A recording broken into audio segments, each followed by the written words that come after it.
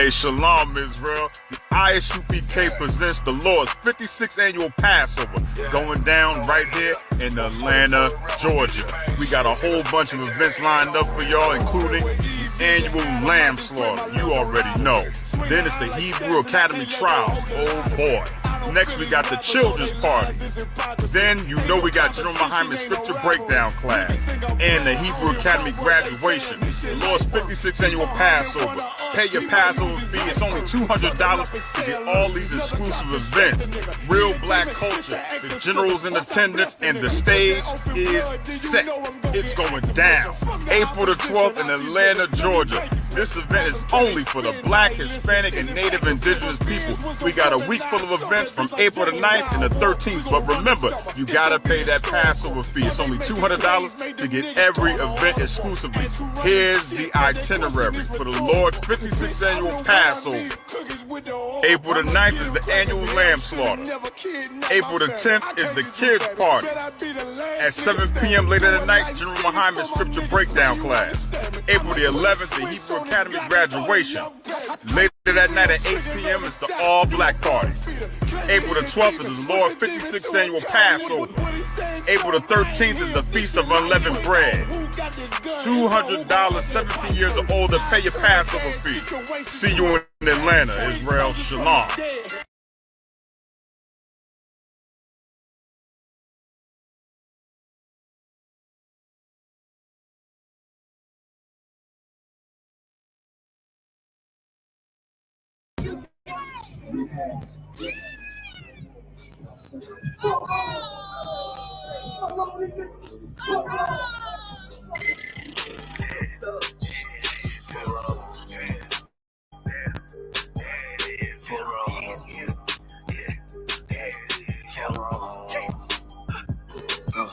I got big ring, you mad, get stained, work hard, didn't play, bad bitch, my taste. We lay, you purple, you gay, delete ass, lil' fame, I'm on wall, got the same, for real. For real, these people. For real. I try to tell these motherfuckers time to time, for real. Sad, purple ass nigga, make it to born ass right. Better get their weight up, you little body bitch. Worry about a damn pay cut, you little body. I ain't worry about none of these niggas, little body bitch. Get rag, cow ass, little body bitch. Had to fuck around and get my little body bitch. And I'm pouring up, yeah, young nigga, and I'm a yeah. All the niggas run down, hate, but tell them zip it. You a dumb ass, scare ass, boy, little body bitch. About nothing, nigga, nah, I ain't worried about shit. Nigga don't reminisce. I spit flavors on these damn beats. Niggas better catch a pitch. Never knew a goddamn man be scared to represent. Oh, that dirt, that little damn ass nigga. Get body with the damn spritzer with your ass nigga. Nigga, I'm a true priest, nigga, true Zion ass nigga. And you little boy, a little bitch ass, little body ass nigga. Be rain. Get stained, work hard, didn't play, bad bitch, my taste. We vibe, we lay, you purple, you gay, delete ass, lil' fame, I won't walk, got the same, for real.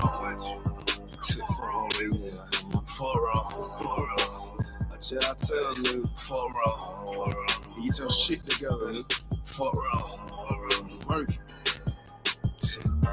I'ma do this shit till I rock, you little body bitch. I'ma judge your ass like your pot, you little body bitch. And I smooth with it, y'all zop, you little body bitch. And I switch nigga on that top, little body bitch. And I'ma stay turning like the guys, you little body bitch. And I'm stone cold like a bomb, you little body bitch. And I'm a warrior like that bar, you little body bitch. And my aim like that a zop, you little body bitch. Need a princess pop out, you little body bitch.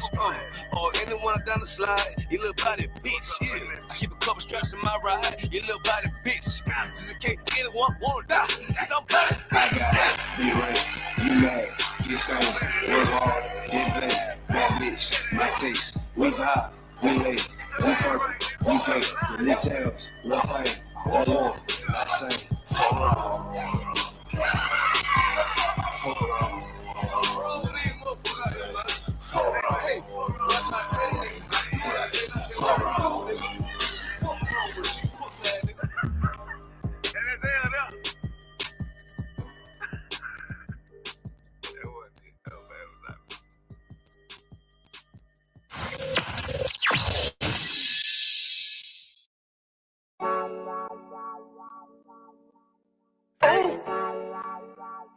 I don't give a love a fuck about what them bitches gotta say. I'ma West nigga till they put me in the grave. I don't give a love a fuck about what them niggas gotta say. I'ma West nigga till they put me in the grave. I don't care about what they say. Hey.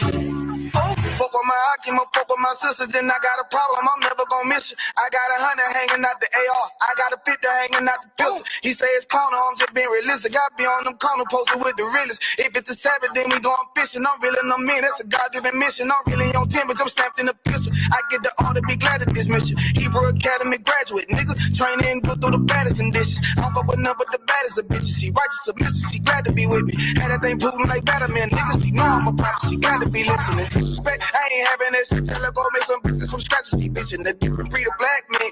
We don't do the bad thing. I remember back when I was really trapping, trying to get the racks in, selling dope to black men. But now I'm trying to make it straight. Like, don't forget about my face. We standing up straight, can't fold us. Too heavy, the world won't hold us. This was a rank, I told you. Line up in these ranks, we soldier. You can take that to the bank, we focus on. How many times must we remind you? One body, one way, some rank. But never take up as a flex. When the law with you ain't no up next. It's just us, nigga, that's that on that. All that weak shit, that ain't no threat. Say you won't beat, bitch, with that ain't no sweat. We with all that. The Lord called a nigga out the world. I responded and called back. Oh Lord. And everything that they stole from us, fuck that shit. We want all that. Them niggas snitching and they act like bitches. That's why we unaffiliated with them. They killing women and they fuck with sisters. That's why we unaffiliated with them. They telling lies, switching up the doctrine. That's why we unaffiliated with them. They ain't gon' ride until they die, so that's why we unaffiliated with them. Come on the command and general, YAHANNA, we unaffiliated with them. Like they talking, they say they keep that shit 100, we unaffiliated with them. They telling lies, switching up the doctrine, that's why we unaffiliated with them. They ain't gon' ride until they die, so that's why we unaffiliated with them. That's why we unaffiliated with them. I cannot fuck around with fake niggas. We taking ground when we in your city. You better have the women, have the liquor. Keep that bitch on me, please don't but the same. Don't be a fool and be another victim. Say you a goon, you just another Christian. How you my brother, you ain't in here with me. In the gutter, deep down in the trenches. We with them niggas locked up in the prison. Fucking Hispanic, Native American, Indian. We ain't just talking shit, but we living in it. We be everywhere, you can't miss it. And we be precious hell, take a picture. And we special now with the scriptures. Play, we gon' script them, yeah, we some killers. These niggas tripping, they mind blown. Swear really forgive me if I'm wrong. I don't get it pause when niggas say they be looking for niggas to slide on. The slide that I know about is when I send with the gun for the slide for real. I get the order, you know that it's long. See me and my niggas gon' die for real. The bigger the better for kingdom of heaven. You niggas get wet up by niggas, I'm fed up by I.S.U.P.K. My niggas won't let up, got choppers, got 9s, AKs, Berettas. You say you don't like me, you say you won't fight with me and my nigga like bitch or whatever. You say you don't like me, you say you won't fight with me and my nigga like them niggas snitching and they act like bitches. That's why we unaffiliated with them. They killing women and they fuck with sisters. That's why we unaffiliated with them. They telling lies, switching up the doctrine. That's why we unaffiliated with them. They ain't gon' ride until they die, so that's why we unaffiliated with them. Come on the command and general, YAHANNA, we unaffiliated with them. Like they talking, they say they keep that shit 100, we unaffiliated with them. They telling lies, switching up the doctrine. That's why we unaffiliated with them. They ain't gon' ride until they die, so that's why we unaffiliated with them. Yeah. See, they always ask us like, why y'all fuck with such and such? Why y'all won't come together with such and such? I be like, we unaffiliated with them. Understand me like, niggas be out here on some weirdo shit. And to be honest, that's why we unaffiliated with them. Hey, that's why we unaffiliated with them. Yeah. Oh.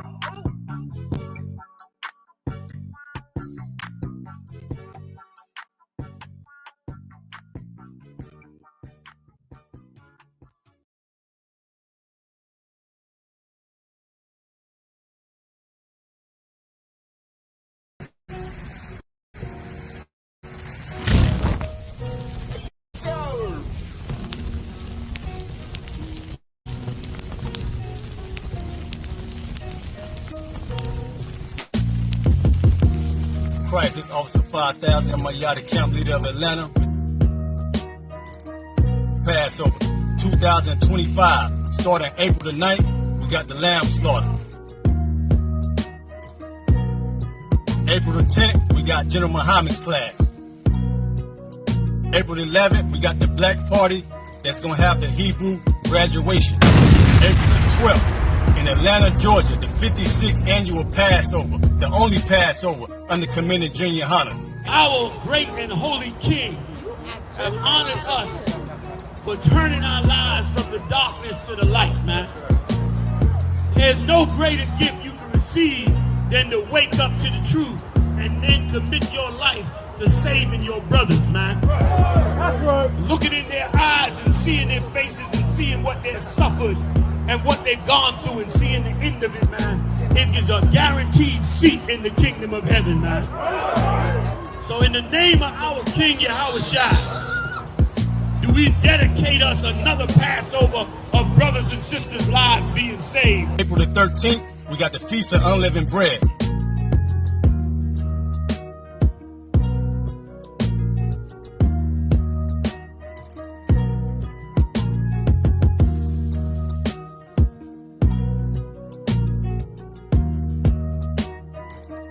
Shalom.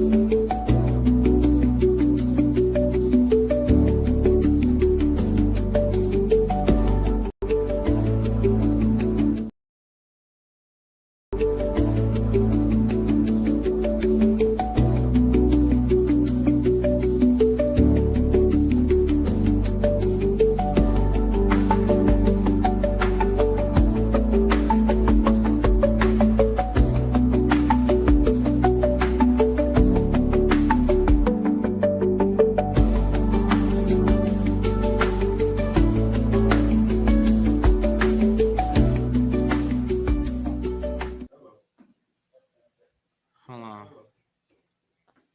Let's see what happens.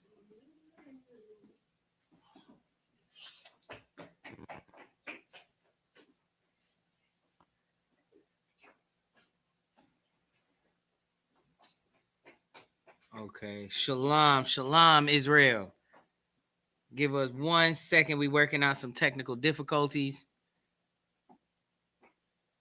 Hit that one in the bottom right. No. The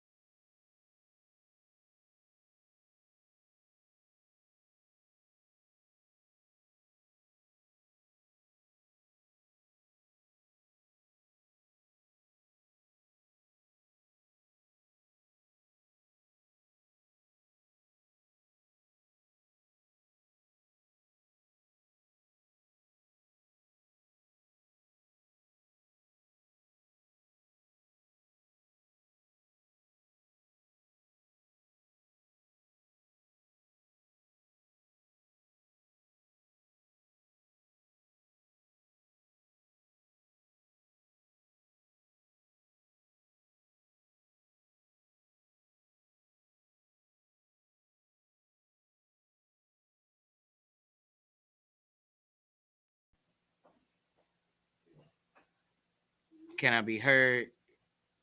Let me see. Salakia.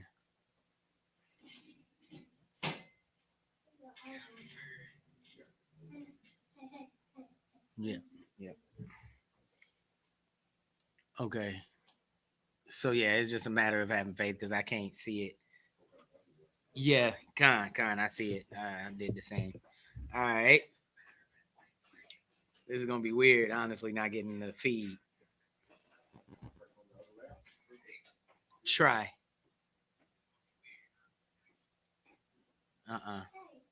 It's I'm assuming it's gonna change on here. Yeah, it changed on here, but it didn't change anything on the screen. Go ahead and put it back up there.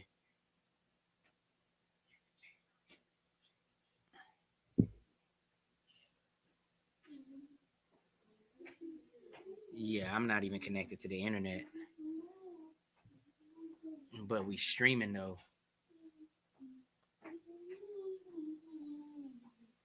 Hey, that's the Lord.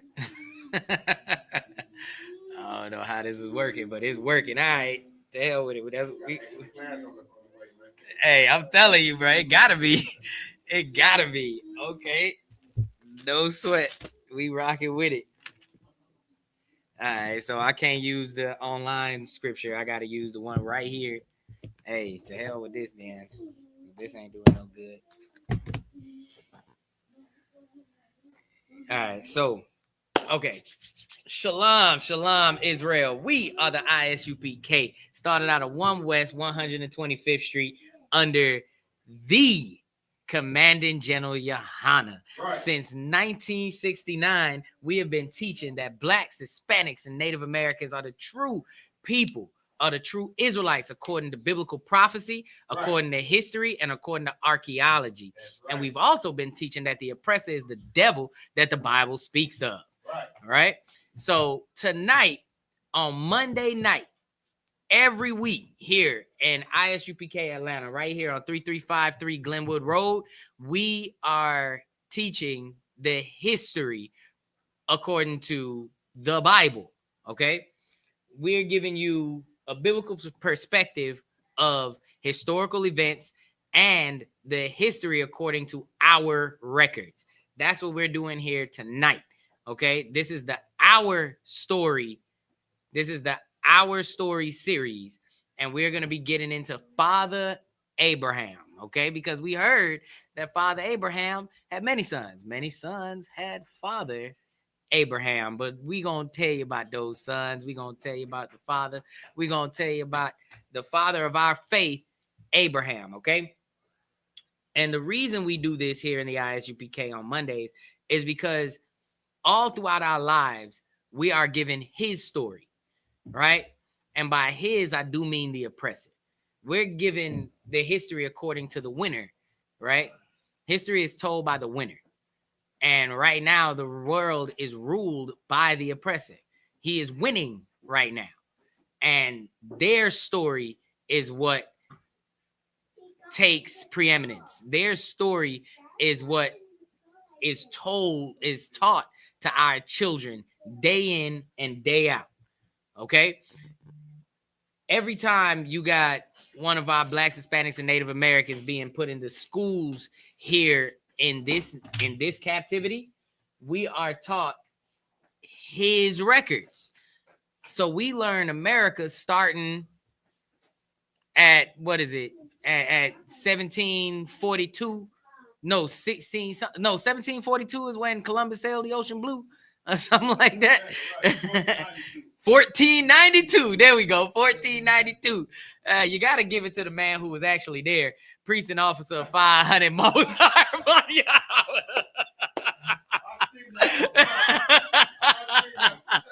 He would know the date, all right, since he was there to write it down. Okay, this is one of the oldest men in all of Israel. But this priest and prophet is a powerful priest and prophet. He's a sage amongst men. Okay, this brother is well seasoned in time. Okay, and in these scriptures, that's my out of wine. All right, officer of 500. Okay, don't get it twisted. Oh, shalom, Lord in Christ, sister Yakala out of Duval. You know how we do. All right. Shalom, sis. We got a link, man. It's been a while. We got a link. I miss my sister. Real talk. Shalom. Shalom. Yahweh Hashem Yahweh Barakatah. Trooper Imad Kawan just checked in with us. Man, that's a heavy trooper right there, man. That's gonna be a powerful priest and officer in this truth, man. Hey, I'm looking out for you, priest. You gonna do it. I know you are. But I digress. Let's get to it. We're no longer in the I.S.U.P.K. We try to wash away his story, right? Because he starts back the history of this nation back in 1492, right? And that's when he wanted to tell you this nation was established and things of that nature. He wanted to, and mind you, there were people already here. We already had the Taino Indians. We already had the Cherokee Indians. We already had the Aboriginal people in South America, the Incas, the Aztecs, the Olmecs, all these people, all of our people that were already here. So we're going to give it to you from a biblical perspective, because now when they paint this Bible, when they take this Bible and they give it to us in reference of it being historic and the forefathers, you look up Abraham right now, you're going to see a white man. You're going to see a Caucasian man. You look up Moses. You look up Noah. You look up Jesus. You know, you definitely going to see that picture of Caesar Borgia. Our history, our story has been whitewashed by his story. Okay? And we're here to get our story back. Okay? We're here to reclaim what was taken from us. We're going to give you the true perspective according to this book that can only be told by a priest and prophet under the commanding general YAHANNA. Right. You understand me? Salakia, you got some of this if you want. You know what I mean? Hey, yeah, get down with me. Yeah, get that boy some snacks, man. Most High Christ. Juju the brew in the building. Most High Christ. So we're going to take it back in our records close to the beginning, because we've done Adam, we've done Abraham, Salakia, Noah. But today, we going to hit our forefather. And we got to keep it with the forefathers, because you see, we could have dove into Cain. We could even take a dive into Lot next, perhaps. But that's more like our fore cousin, our fore uncle, okay? That's not our forefather, all right? We're going to keep it in the bloodline. We're going to keep it according to the blessing the whole time, okay? So we're going to go to Genesis. We're going to start in the book of Genesis, and we're going to hit you up in chapter 12, Salakia. We're gonna take it before chapter 12, Salaki. We're gonna take it to 11, and we're gonna start, because the reason we're gonna start here is to really show you Abraham. Okay, we're gonna take him from the top. Okay, this is the book of Genesis, chapter 11 and verse 29. And it reads, and Abraham and Nahor took them wives. The name of Abram's wife was Sarai, and the name of Nahor's wife, Milcah, the daughter of Haran, the father of Milcah, and the father of I.S.U.P.K. But Sarai was barren. Very important. You see, this is foreshadowing, because we know the story. Salakia, your Christians get the stories in the Bible. They don't get the meaning behind them. Right. That's what they miss. They miss the forest for the trees. All right.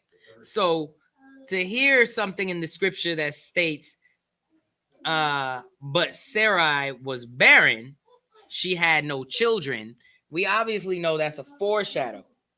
Right? Because we know the story. We ain't gonna play like we don't here, because we got lessons to learn in this that are bigger than just the story. We're not just telling stories. We getting morals of those stories. You feel me? Right. So we'll go Salaki. There's a lot of paint on my glasses. This is giving me an issue with even reading these scriptures. It's like dots on the page. That junk is crazy. Salaki. Yeah. When you get done, I'll get you to read from me. Okay. The what? Okay.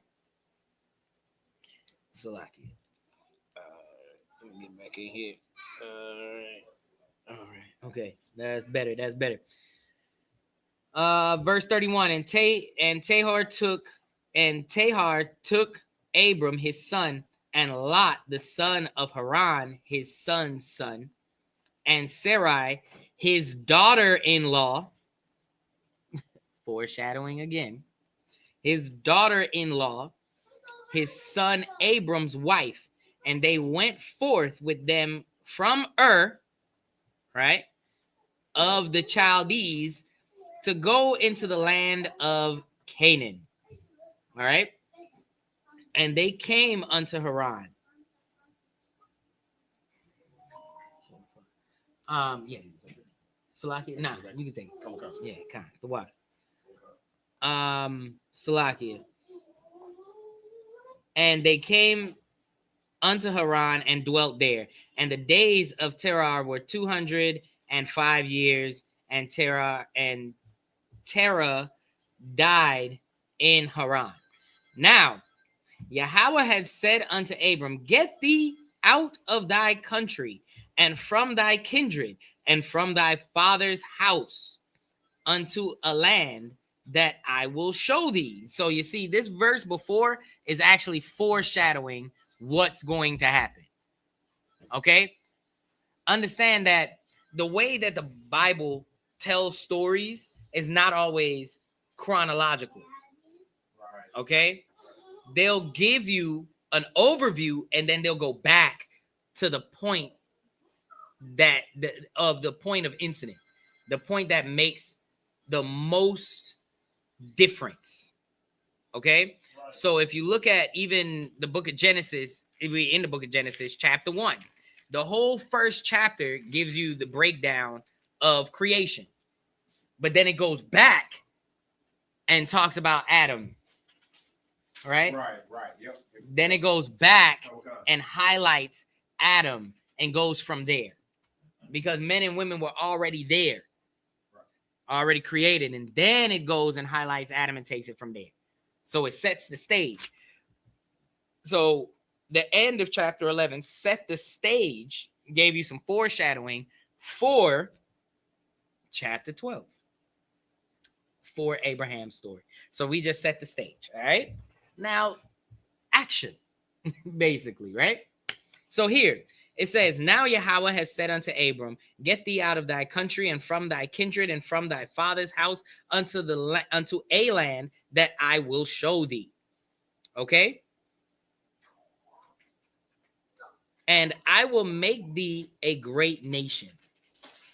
So understand the instructions come with a consequence. Right? Okay. And it's not even a consequence. I would say more so an incentive. Right? A contingent. I wouldn't say contingency. Okay. Because it's a contingency is this has to be done in order for, so it's do this and then you get. You see? Salakia. It says, Shalom, Yahweh, Shem Yahshabbat. Elder Charles checking in from Duval, from Jacksonville, Florida as well. Man, we got all Jacksonville in the house.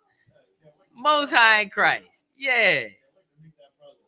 Most High in Christ. Hopefully we'll meet him at the 56th annual Passover. I think that'd be a good time for the brother to show up. And me. Yeah, I shouted him out. Yeah. This brother just was the last one that just came in. So Most High in Christ, brother. Most High in Christ.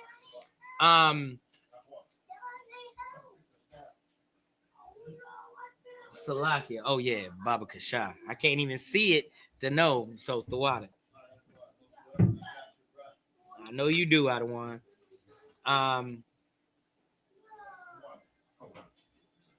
Salakia. Okay, so understand that this goes with what the Most High has for you. So he tells you to do something in order to get something, right? So let me get a quick precept. Give me Baruch chapter 4 and verse 1, because I was gonna go to Deuteronomy 30. What you think? Deuteronomy 30 and 15, or Baruch? I just want one precept. Pick one. Baruch or Deuteronomy? Baruch. All right, let's go. 4 verse 1.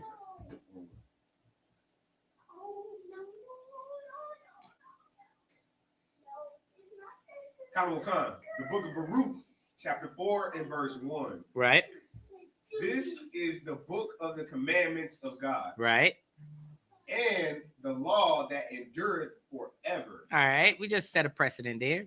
Commandments, law that endures forever. Read. All they that keep it shall come to life. So if you keep it, you get life. Read. But such as leave it shall die. Now, here you see one side of this covenant. Right? One side of this promise to Abraham. Because that's just the promise of Abraham. Right? In Deuteronomy, Salakia, in Genesis. Okay, come. Right? Salakia. In Genesis, we see that. It says, leave. It says, and Yahweh had said unto Abram, get thee out of thy country and from thy kindred and from thy father's house unto a land that I will show thee. So he don't even know where he's going yet. And I will make of thee a great nation. You do this, and I will make of thee a great nation. So if you stay with the law, statutes, and commandments, you come to life, right? And I will bless thee and make thy name great, and thou shalt be a blessing. And I will bless them that bless thee, and curse them that curseth thee. And in thee shall all families of the earth be blessed. So Abram departed. You see that? Mm-hmm. What does that take? What did Abram just do there? Faith. That's faith. Let's do this. Okay. There's another. Well, you can use this one because the sound sounds fine from here. Use this one. You got to turn it on and turn the receiver on the. You know how to do that? He got you. Show him. Go with him so you'll know from hence. So what the question is, and anybody online can really answer this. I would like that too. Like let's engage the people online. Let's engage the sisters. Let's engage the brother. All right, let's engage the trooper. My question was, what did Abraham do? It's a one-word verb here.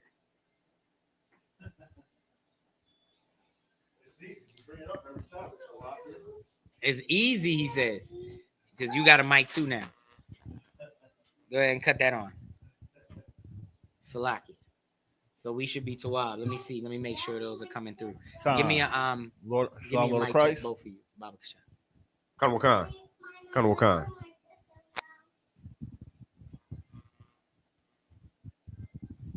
Shalom, Lord of Christ. Oh no. Test it. Salakia. I paused it by mistake. Hold on. Khan Wakan. I hear you. And I hear you. Most High in Christ. We good. We good. Let me go live to make sure we Tawab. All right, bet. We Tawab. Okay. So, everybody in the class is mic'd up. We can hear everybody. Most High in Christ. So,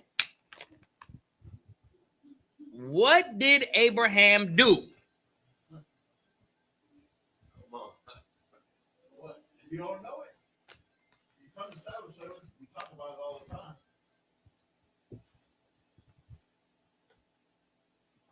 You got to use the mics, guys. Slaki, sir, he believed. He believed. Obeyed. Khan Wakan. He obeyed.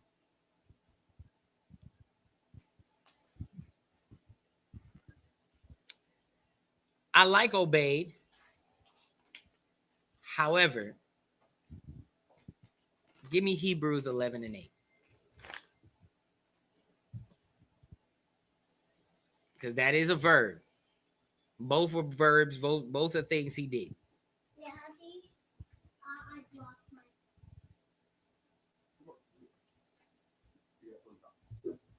Come on. The book of Hebrews, chapter 11, and verse 10. Salakia, 8. Slack it. The book of Hebrews, chapter 11, and verse 8. By faith, Abraham, when he was called to go out into a place which he should after receive for an inheritance, obeyed, and he went out, not knowing whither he went. So obeyed, you see? By what though? What caused him to obey? What caused him to believe? What you got? Faith. Faith. Faith. Right. That's the whole crux of the story of Abraham. Okay. We can close it up and I'll pass the class off to priests and officers. Like you might as well be done right now. We're going to relate every happening of Abraham to faith. Okay. That's what our father of our faith illustrated. He's the father of the faith. Okay. If you ever wanted to know about faith, if you ever had any doubts of what it is, what it looks like, this is it. He is the originator of what our faith should be.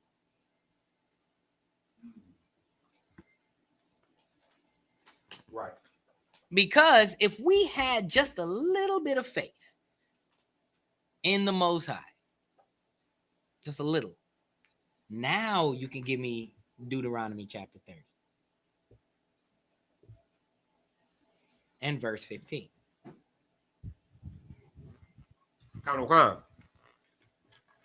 The book of Deuteronomy, chapter 30 and verse 15. Mm-hmm. See, I have set before thee this day life and good, Mm-hmm. and death and evil. Look at that. Read. Chapter 6. Verse. In that I command thee this day to love the Lord thy God, to walk in his ways, Right. and to keep his commandments Mm-hmm. and his statutes Right. and his judgments, Right. that thou mayest live and multiply. Mm-hmm. Read. And the Lord thy God shall bless thee in the land whither thou goest to possess it. You hear that? That's faith. That takes faith to believe and obey what you were just told.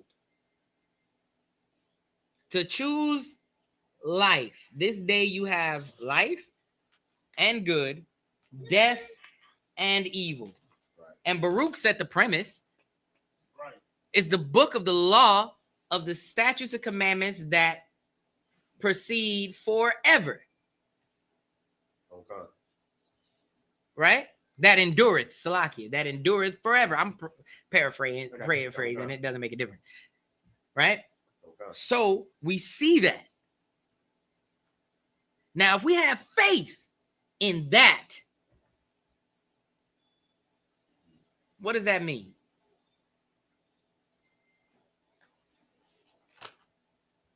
If we believe the Most High, if we take him at his word, right? What does that mean?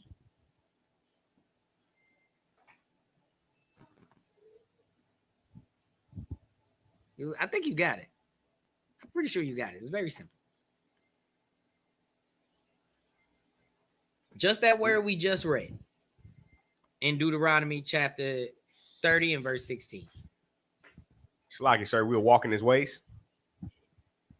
If we believed and walked in his ways, right? Mm-hmm. We would walk in his ways. If we believed what this says, right?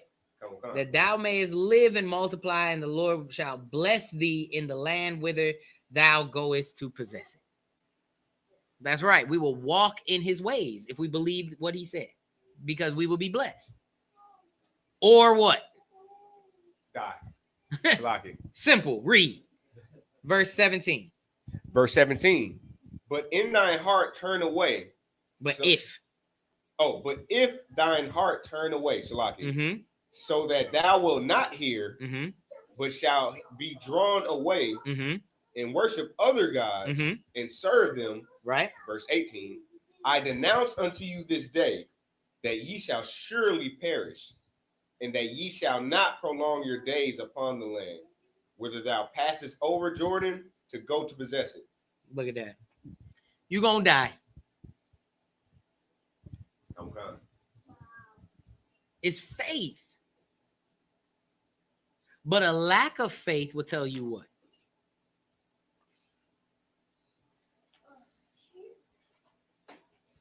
Because understand, Christians have no faith. I'm coming. Because with a lack of faith, what does that tell you? I'm going to give you a hint. No, go ahead. You had your hand up first. What you got? Salaki, sir, a lack of faith would tell you you don't have to follow his ways and follow his commandments. Yeah, you don't have to, because why? Because we're under grace. Nah. What does the grace do? Let me try. Let me. I think your answer is in there somewhere. What does the grace do? We got to get to the root of it. We got to keep it simple. Actual grace? What does it do? Yeah.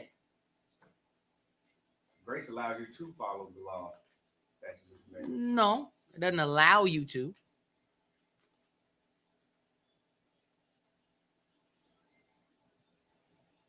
Grace allows you to live. Grace allows you to live. Yes, grace allows you to live.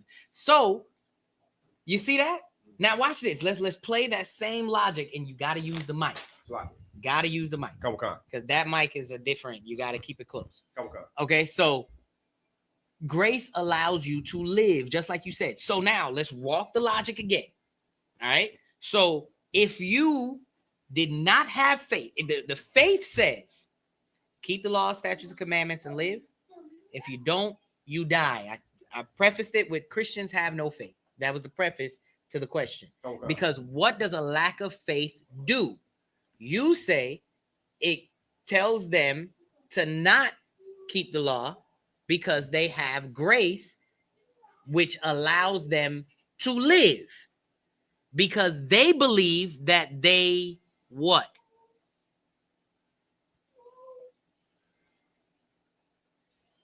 If they have grace and they will live, then they believe that what? It's the converse of live. It's the inverse of live. If I believe that grace allows me to live, therefore, according to what was it? Deuteronomy 30 and 18. This is the context of the question.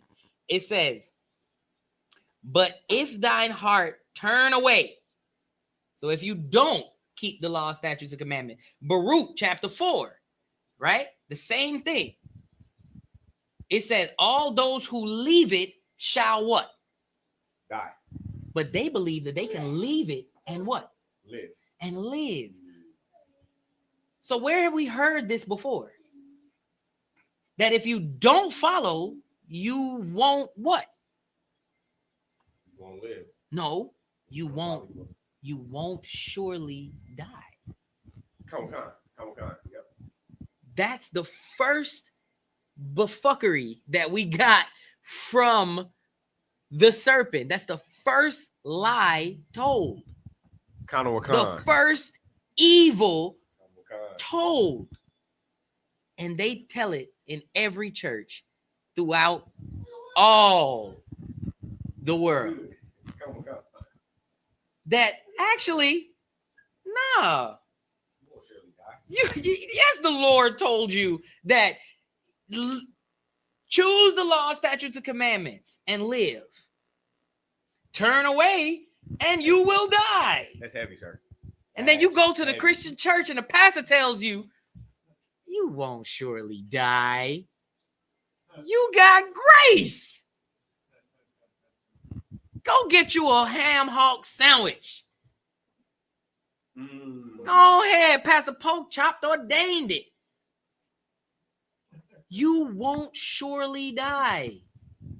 Salaki, sir. What you got? That's so heavy because it's a Salaki. That's so heavy because the serpent told them that they wouldn't surely die, but they did die. Eventually, like they didn't get the speedy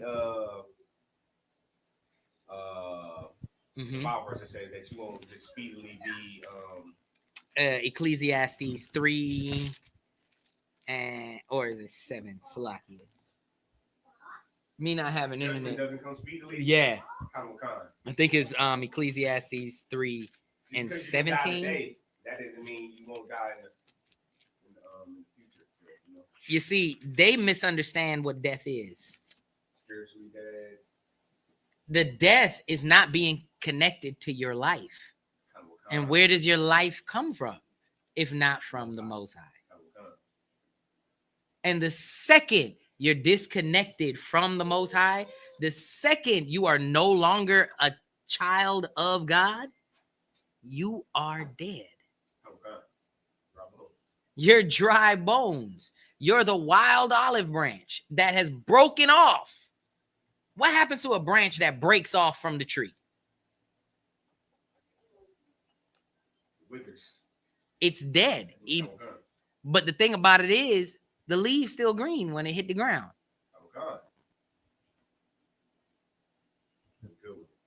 The fruit's still on it, still attached. It still got some water in there.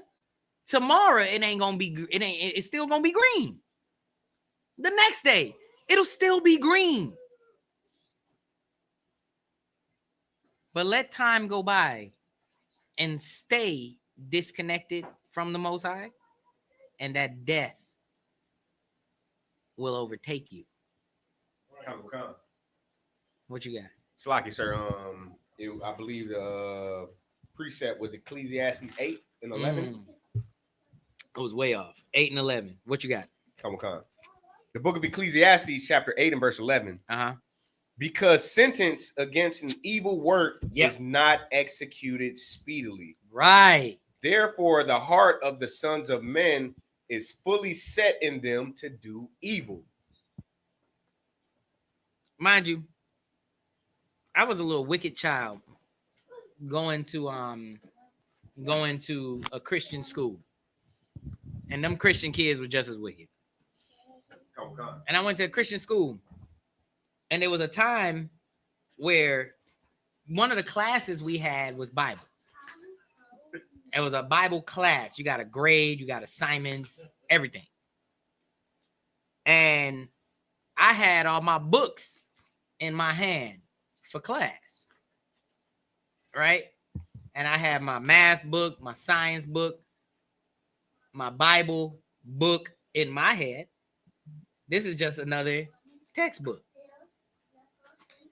And I took the book, and mind you, these kids that I'm going to school with were raised in the church. Right? From the time they was born, they daddy and mama was deacons and deaconesses and all type of food. Every Sabbath, I went to a 7-day Adventist school. And I cast my books down by my desk, along with the Bible. And a kid behind me, hey, you better not do that. I said, what the hell are you talking about? You drop that Bible like that, God gonna cast you down. I said, what?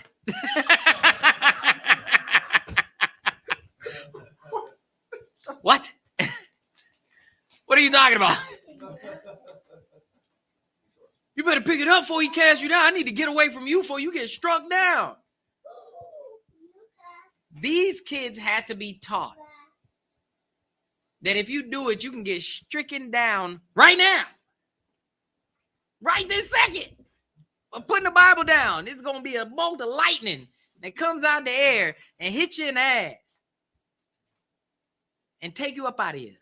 And if I'm close enough to you, it might hit me in my ass too. Pause. So they got to back up. Right. That is Christianity. That is Christianity. In a nutshell, this hocus pocus shenanigans that they teach. Right. But we teach that why would you want to disrespect your God, period? By casting the records that you were given down like any common book. It's not common or unclean. We treat it with a little more reverence, with a little more respect. Right. Because we know what it has in it. And in it is what? Life. Life. That's right. In it is life. That's what Abraham was about. Right. Doing the commands of the Most High in order to stay alive, in order to stay connected to that life source. And what did this do for him? This gave him a blessing that reverberates throughout all history.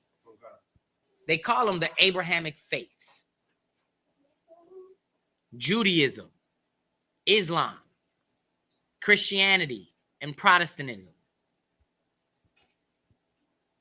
They call them the Abrahamic faiths because these are faiths that they just base off of the faith of our forefather Abraham. But we don't just base our faith off of our forefather Abraham. That's not what we do. What we do is we live the faith of our forefather Abraham. Right. Because if the Most High said to do it, guess what we're going to do? It. Okay, right. Whatever it is, that's what we're going to do. Shalom, Yahweh, Hashem, Yahshabarakatah, Yara, Ban Yahawada. All right, Yara. The water for checking in with us all the way from Houston, Texas. The water, big the water. Okay, so let's get back to Abraham. Let's see what this faith looks like. Right? Right. Okay, so we started with the departing, right? And he came with his brother Lot. And now let's jump to verse Let's jump to verse 12. Actually, let's jump to verse 11.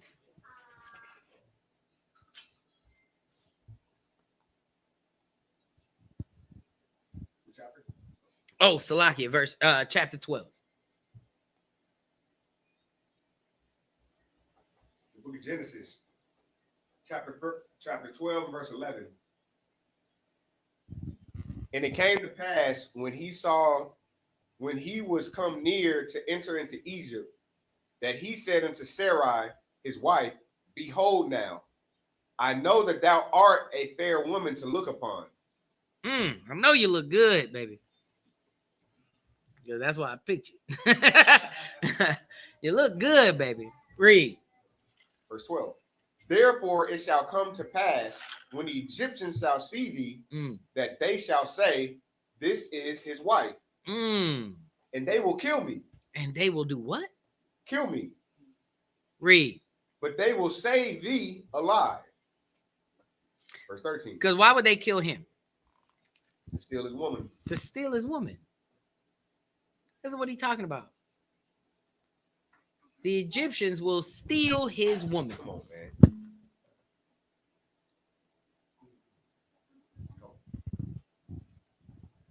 It fell over? Okay. I'll pick up from there. You know, my brother got a little spilly spill. We're going to get that up. Therefore, let me get verse 13. It says, Say, I pray thee, thou art my sister. This is what you tell him. That thou art my sister. that it may be well with me for thy sake, and my soul shall live because of thee. He had a plan on how to deal with these heathens, right? I want you to tell them that you're my sister. And it came to pass that when Abram was come into Egypt, the Egyptians beheld his woman, that she was very fair. The princes also of Pharaoh saw her and commended her, and commended Salakia, and commended her before Pharaoh. So you got these brothers seeing her and going and tell Salakia. You got these Hamites seeing her and running back and telling their king, Pharaoh, about this bad bitty that just came into town. And the woman was taken into Pharaoh's house. What did Abraham say before she was taken? That would happen. That would happen. He said that. Now, my question is, why did he say that? What came upon Abraham? What did Abraham do here that illustrates why that would happen? See, here I asked the chat. My brother just went to the back. Let's see, Adawan, you know what I'm looking for? Right here. When it says that and the woman was taken into Pharaoh's house. How this was foreshadowed by Abraham. Abraham said initially, he says, and it came to pass when he was come near Egypt, when he come near to enter into Egypt, he said unto his wife, behold, Salakia, therefore it shall come to pass. Verse 12, therefore it shall come to pass. This is what's going to happen. This is what he says. When the Egyptians shall see thee, that they shall say, this is his wife, and they will kill me, but they will save thee alive. Because why would they kill him? You know, they had a reputation for that. They had a reputation for that. You see, so what did he do based on that reputation? Because they had a reputation of killing the man and taking the woman. And then here we see they take the woman, but they didn't kill the man. Why didn't they kill the man? Like, hey, just say you're my sister. Just say you're my sister to save my life. Because if they thought I was your husband, they would do what? They would kill him. So instead of telling them I'm your husband and they kill me, tell them you're my sister so they don't kill me. But either way, they were going to do what? They were going to take her either way. They were going to take her either way. And what happened when they took her? Oh, they brought down the wrath of the Lord. Read. Let's read. Let's read. Let's read. Let's read. And he entered and he entreated Abraham well for her sake. And he had sheep and oxen and he asses and manservants and maidservants and she asses and camels. He laid out the red carpet for who? Sarai. For Sarai's what? Brother. Oh, yeah, because now he broke him off a little something. That was dowry. That was the That's what that was. Oh, you're her head. You know, you big bruh.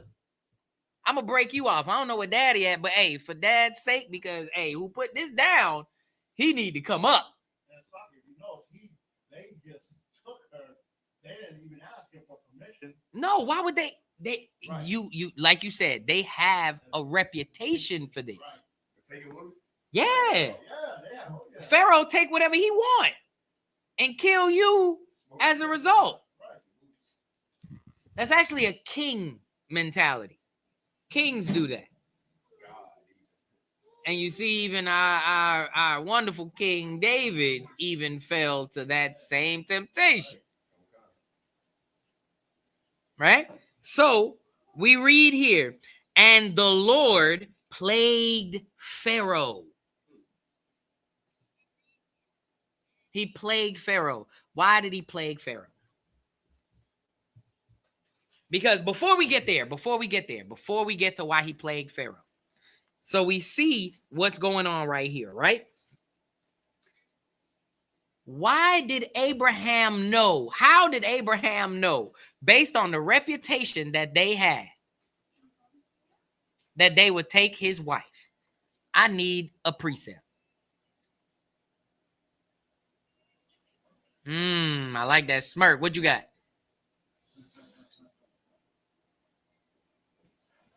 What you got? Ta's a liar. I like saying it because it means what I need it to mean. When I say her name, that is my rib. Okay. I really like saying her name. Like that is my rib. So I'll be like, Shalom, Ta's a liar. Shalom, my rib. You know what I mean? I love that. I love that. I love that. Oh, Salaki. Give me 1 second. But yeah, give me that precept. Give me that precept. Come on, concert.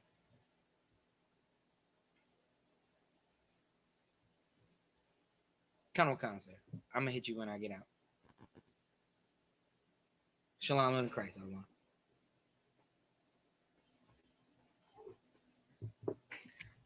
What's my precept? You just got the phone call intermission. You got the time to get it. Where's that? All right, I get it to you, man. I get it to you. Give me Ecclesiasticus chapter 12 and verse 10. This is how we knew. Because not only is Father Abraham the father of our faith, but he's also the illustrator of our wisdom. Because what's our wisdom? These laws, statutes, and commandments. That's our wisdom. Right? Come. The book of Ecclesiasticus, chapter 12 and verse 10. Right? Never trust thine enemy. Never trust thine enemy. But why? For like as iron rusteth, so is his wickedness. Iron is bound to rust. Iron is going to rust, regardless of what you do with it. You know why? Because there's moisture in the simple air that we breathe that is going to oxidize that iron. It is going to rust. It'll rust faster if it get wet, but you just leave it alone. Humidity, regular day, regular nothing. Keep a screw in the house long enough. Iron will rust. And as sure as iron rusted, read. Though he humble himself. Oh, Salaki. I wanted I might have missed that part. So will his wickedness, isn't that? So is his wickedness. So is his wickedness. Okay. That's how he knew. Because he was wise due to the reputation that iron has. Iron has the reputation of rusting. This Pharaoh has a reputation of doing wickedness. He knew he was going to take his woman. Right. He knew. But now we read verse 17 in Genesis. It says, and Yahweh plagued Pharaoh and his house with great plagues because of Sarai, Abram's wife. Now, riddle me this, Batman. the Christian will be like, the Christian will read this and be like, what the hell? Why in blue blazes? Salaki, can you give me some more of that bubble shot? Give me that 1-2 punch. Bubble shot. Nah, I got ice right here.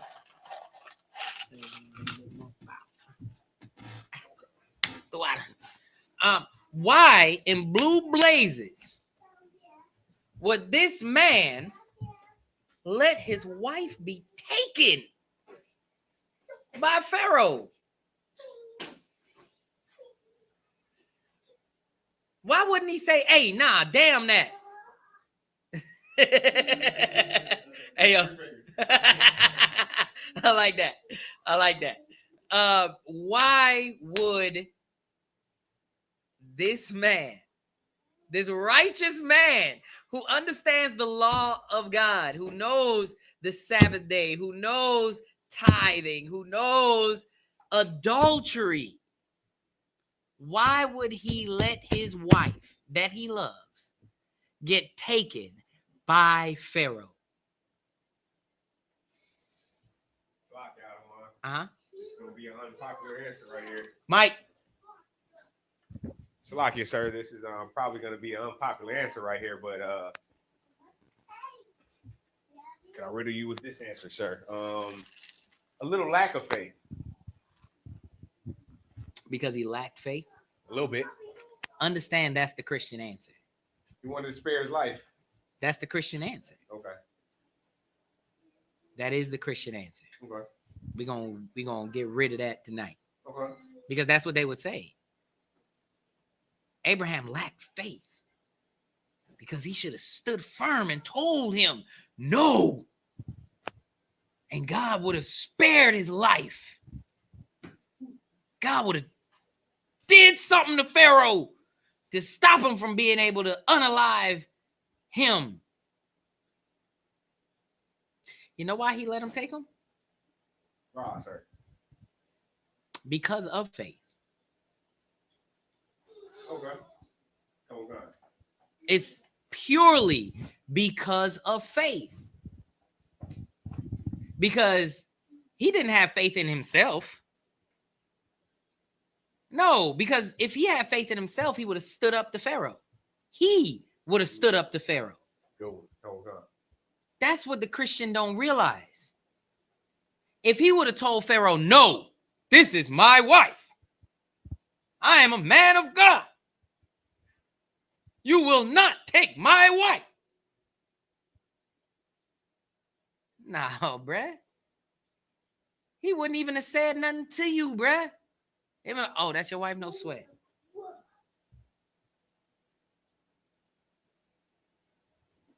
All the princes, all these people already seen her. They know, they see her. And they coming in force to do what? Unalive you. That's a lack of faith. That's a lack of faith. I got faith in myself. I'm the big man. I'm going to protect my rib. But instead, let's go back to the institution of Abraham's faith. Right? Mm-hmm. What did Abraham have faith in? It said, let's go back to verse number, this is chapter 12. We gonna keep doing this now. We're gonna keep going back to this faith. I'm telling you, it's all about faith. Okay. Everything Abraham did was based on faith. Because he didn't have faith in himself, he had faith in the Most High. Because he says what? It says,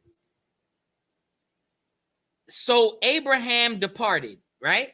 In verse 4. But in verse 1, it says, now Yahweh had said unto Abram, get thee out of thy country and from thy kindred and all of this. So he went, right? Verse 2, and I will make thee a great nation. Right? He's just walking by himself. He don't see this coming no time soon, right? And I will bless thee and make thy name great, and thou shalt be a blessing. And here's the faith, because he got faith in what he said. That's why he departed. He told him to do this, right? So if we read verse 1, and now Yahweh had said unto Abram, get thee out. Do this. Do this. And in verse 4, it says, so Abraham departed. So he did it. Right? So everything after do this and him doing it, he has faith in. You understand that, right? So what did he have faith in? That he will be blessed, that he will make his name great, that he will be a great nation, that I will bless them that bless thee, and I will curse them that curse thee. There's the faith he had. Go ahead and take her. Go ahead. You can have it. I'm not standing against you. What am I going to do? What am little me going to do to you? Nothing. I'm not going to do nothing to you. But what came to me was all this oxen and sheep and all this shit. This good stuff. I got all of that. The water. Because I know what? You lay with my wife, that's what? That's a sin against me. That's you cursing me. But the Most High said that he gonna do what? What did the Most High say? He's gonna curse them that curse me. Therefore, we see in verse 17, it said, and Yahweh plagued Pharaoh and his house with a great plague because of Sarai, Abram's wife. That's what he did. You think Abraham could have plagued Pharaoh and his whole house? Hell no. He don't got the power to do that. No, I don't have to have the power. I just have to have what? Faith. And the Most High is going to do exactly what he said he going to do. If the Most High said it, he going to do it.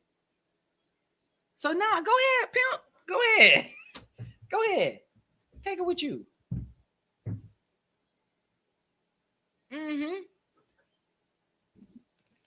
It's funny. I was watching this show, Peaky Blinders, where the main guy got a chick he started to like in season 1 and was like, yeah, you gonna go with him. But look, he's saying that he gonna seduce you. You do what you gotta do. He knew that she wasn't gonna stand for it. That's some player stuff. She ain't gonna stand for it. She ain't going with it, bruh. Go ahead, you can have her. She ain't going with it. Go ahead. Take her with you. The Most High gonna bring her right back. That's the faith Abraham had. That, yeah, you can go with him. Because as long as he bless you, then he will be blessed. As long as he treats you right, as long as he give you all sorts of raiment and fruits and vegetables, feed you good. But the second he want to do something else, the second this goes south, guess what? So will the Most High. And that's what happened. He got cursed. That's the faith that Abraham had. He didn't have to stand up to him. He got the Most High that got his back. The Christian answer is he didn't have faith. That's a very popular answer, actually. But how can the father of our faith not have faith? Because they don't understand what faith is. Because they don't believe that they will surely die, much less the Most High is going to keep his word here. In the ultimatum that the Most High gave, he gave an ultimatum: get down or lay down. He said, keep my law or die. They was like, man, cap. That's cap. I ain't dead yet, but I've been sinning since I was born. I've been sinning.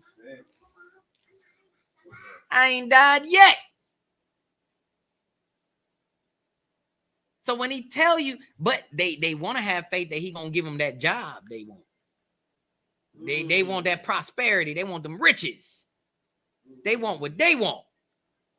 But they don't give a damn what he want. So why would he do that? You see what I'm saying? Like, why would he entreat you with all these great things? Why would the Most High say he entreated Abraham well for her sake?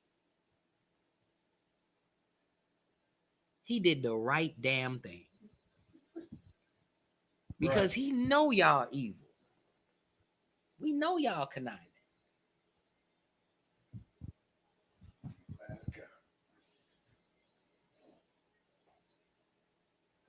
Yes, sir, master. Yes, sir. That's what we gonna say to you. I ain't gonna hold you, man. Yes, sir, master. Because I know the second this turns sideways, it's gonna turn real south for you. You better keep doing me right, brother. Because the second, Salaki, let me stop saying, bro. You better do me right, oppressor. Because the second it don't go right, you got hell to pay. Because he's gonna curse those that curse me. You see that? Right. That's the faith of Abraham.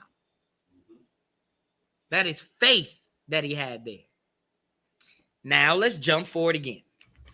More faith of Abraham. So we know the story though, right? So he got his woman back. He got a dream. Abram went up from Egypt and he got his wife back and everything and saw Lot. They went to a little area. Okay. Abraham, no dry Lot. Yeah. All that jazz. We keep going. Boom, boom, boom. Sodom and Gomorrah. Well, it went off to it says in verse 17 of chapter 14, it says, and the king of Sodom went out to meet him after his return from the slaughter of. Now, Abraham is doing exactly what the Most High told him to do. He went and slaughtered some people. These people came out and he gave tithe to Melchizedek, the king that is Shalom, that is the king of peace, the king of Salem, the king of Shalom, Malak. What is it? I think it's Malak Mashalam. Yeah, I think that's what that is. Yeah. Malak Mashalam. I believe that's what that is in the Hebrew. That is Yahawashi in the spirit. You see, he came there, gave his tithe to Yahawashi. Boom, boom, boom. We go on. In the same day, the Lord made a covenant with Abram, saying, Salakia, let's go to chapter 15 and verse 18.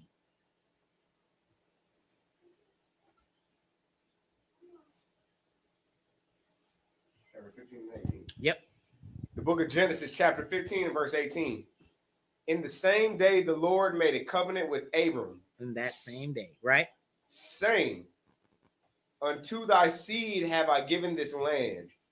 From the river of Egypt unto the great river, the river Euphrates. The Kenites, right? And the Kenizzites, and the Cadmonites, and the Hittites, right? And the Perizzites, right? And the Rephaims, yep. And the Amorites, yep. And the Canaanites, right? And the Girgashites, and the Girgashites, and the Jebusites, and the Jebusites, right? All these people will he deliver unto Abram.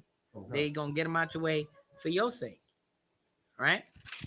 So now we go to chapter 16. So we got that whole war and everything. He fought, he won, paid the tithes, everything good. He's doing great. He's doing exactly what he was told, right?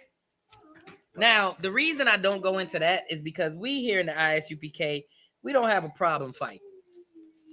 All right, Salakia, if I may, this may come across a little rash to most people, but we are the spirit of an I.S.U.P.K priest and prophet is we are like the niggas of niggas, if that makes sense, right? Because there was this there was this show you know, Oprah. Everybody know Oprah show. Oprah did a show when she went up in the Forsyth County up here in Georgia, right? And was talking to the whites up there, and they were saying these niggas are not allowed into their county. But Oprah, you're different. They say you're black, but you ain't a nigga. Oprah different. I ain't gonna hold you. They saw it. Even somebody as crooked, as profane as Esau can peep the spirit of Oprah of being a little different. Like, you ain't like them niggas from around the way. And Salakia, we here in the I.S.U.P.K, we are them niggas from around the way. We is them. We is him. Alright? Alright? We Salakia, we majority, okay? We're talking the majority because Blacks, Hispanics, Native Americans, we do go to Harvard. You know, we do go to the old schools and learn your sciences and your liberal arts. We get BS's, not bullshits, but BS's, bachelors in sciences. We get bachelors in arts and the liberal arts. We get master's degrees and doctorate degrees and all these things. We get those as Blacks, Hispanics, and Native Americans. But the mass majority of us niggas, that ain't what we about. We was doing something else. We was getting it how we live. Now, what'd you say? We the publicans. we are of the public. We are of the people. Okay, that's the kind of people that we just tend to be. Okay, I ain't gonna hold you. That's just what we is. Okay, we is them that just so happen to not go to school, because I went to school and I majored in chemistry, in pharmaceutical chemistry. I'm telling you, I was a dual major. All right, I went for pharmaceutical chemistry and mathematics at Georgia State University, but I ended up getting a master's in pedestrian pharmaceuticals. In street pharmaceuticals. Okay, in herbology and botany. Okay, I ended up doing that instead. Okay, because I had to feed my kids. All right, I jumped off the porch real early. All right, and I tended to just I had to make it shake. Okay, I ain't got time to pay you to learn this thing. I'm gonna just get paid by doing what I know and doing what I do. So that's kind of how most of us I.S.U.P.K men stay. Okay, we are those niggas. So that whole chapter about the war and everything like that, we get that. We got faith in these hands. Okay, we got faith in these hands. If we got brought out with Gideon and was told and he told us UPK men to run down there and get some water, we would have all been fighting. It would have been more than 300. How many of UPK men there is right now would have been that many going to fight. Okay, we would have. But I'm telling you, we would have went to fight. Okay, we about that life. It's just something about it. Okay, so we skip that. We just breeze over that. All right, and we gonna go to these children now. Right here in chapter 16, it says, read chapter 16 and verse 1 from the Bible. That's what we gonna pick it up. Genesis chapter 16 and verse 1. Now Sarai, Abram's wife, bare him no children. Now. And she had an handmaid, an Egyptian, whose name was Hagar. And Sarai said unto Abram, behold now. Oh, Salakia. Give me verse chapter 15. I skipped too much. Give me 15. Chapter 15. Yes. In verse. Give me chapter 15 And verse Salakia.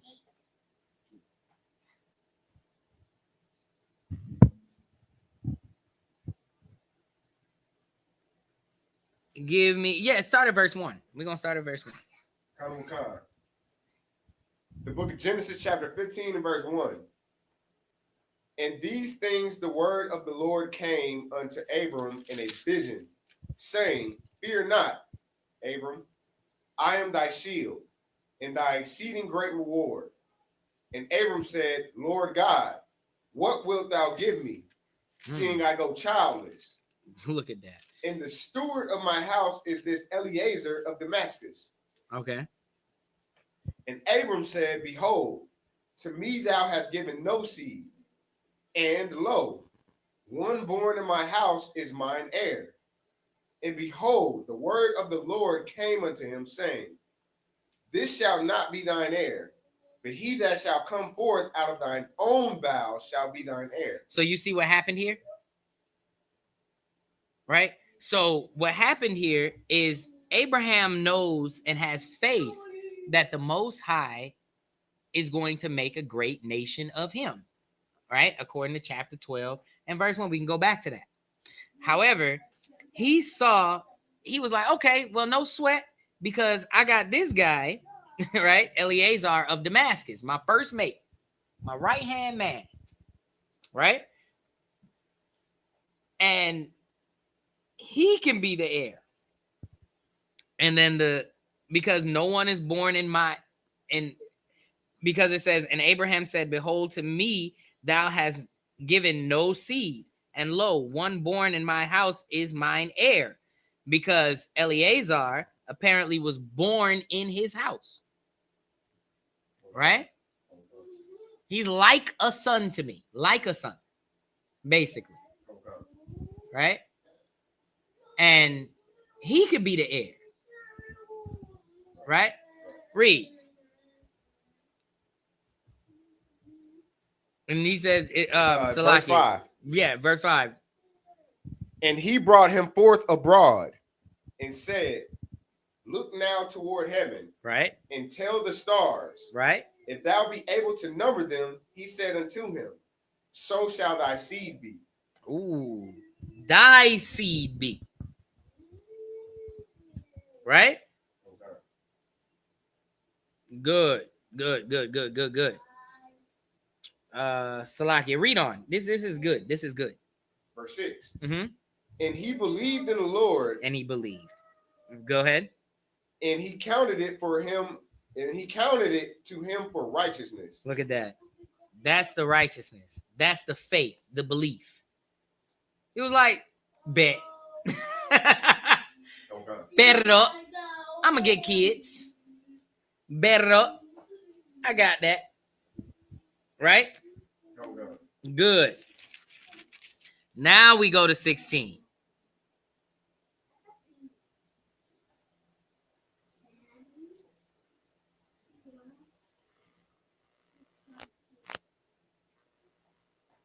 Now we go to 16 and verse 1.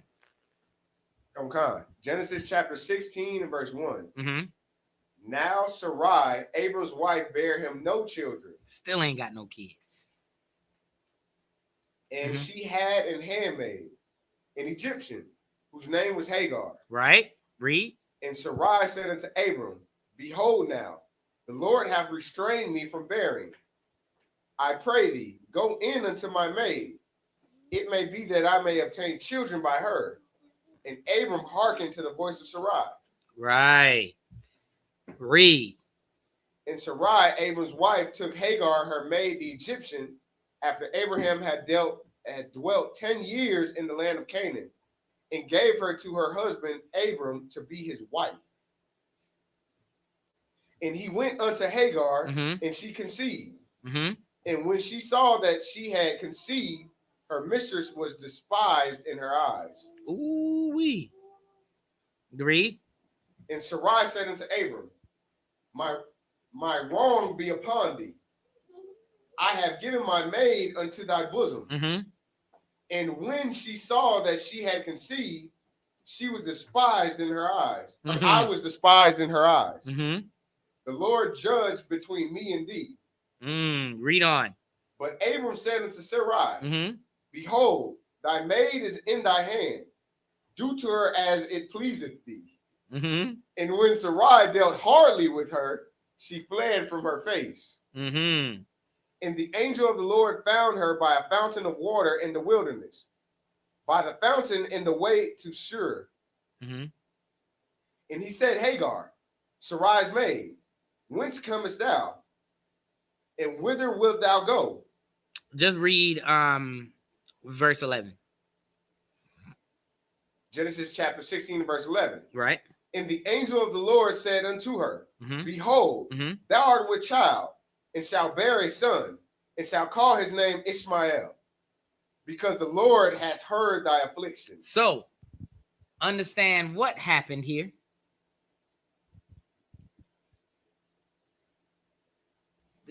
Help me. What did we just read? What just happened?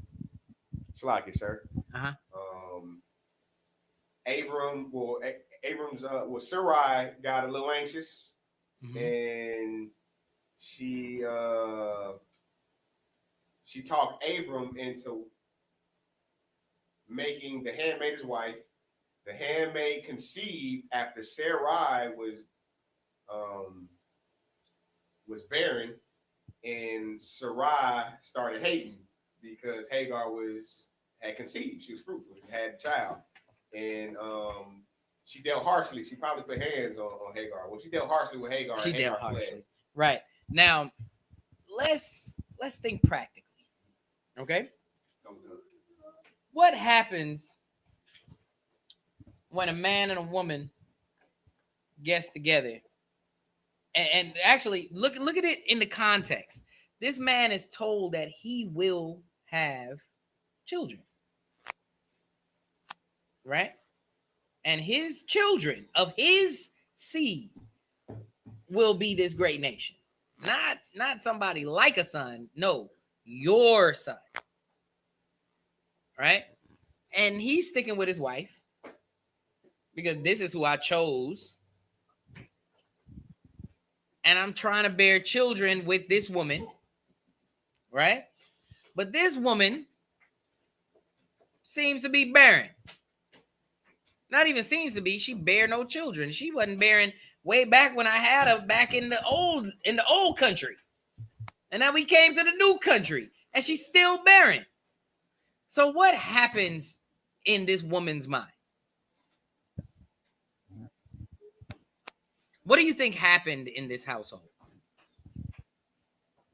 We got to think practically here. What happened in the household? Yeah. Between a man of faith and a woman. And we see the woman tends to do what? Lack faith. Okay. Right? Okay. That is the tendency of the woman, is to lack faith. Okay. Right? So her desire must be unto her husband. She got to listen to him. And he like, no, baby, lay down. Bust it open. We gonna get this kid. And she like, bro, I'm not having no damn kids. You not hearing me. So you know what? Here. I'm sick of this shit. I'm sick of this pressure. I'm sick of this no and I'm not gonna say there's nothing in the Bible that talks about Abraham's take on it, but you got to think of a man of faith. A man of faith is not gonna be, come on, get pregnant. Let me. Are you late? You da. This man had the faith to sit up here and be like, go ahead and take her. So of course he gonna shoot the club up and sit back. He ain't gonna press her. Hey man, I'm just keep doing what I'm doing. The Most High said this, and I got faith in that. So I'm gonna stand firm in that faith. But when she loses faith, what does she do? She bust a move. She did something. Here, man, look, take her. Maybe she'll give you a child. And lo and behold, guess what she did? Gave him a child. Didn't seem like it took too long either. Yahbashim Yahshabrakatah. What it do, Hebrew? Good to see you. Yeah, right this way. You know where to go. You know where to go. So understand that it didn't take long for her to go ahead and bear a child. So now that she's with child, Salakia, it bothered Sarah. Because it might even been, understand that you just got to think of the mind of the person, right? She might have even thought it might be you. Your faith is not where it need to be. You thinking the wrong way. Why you got so much faith in the most? You barren, nigga. Like it's you shooting blanks. Here. And nope. Cash money.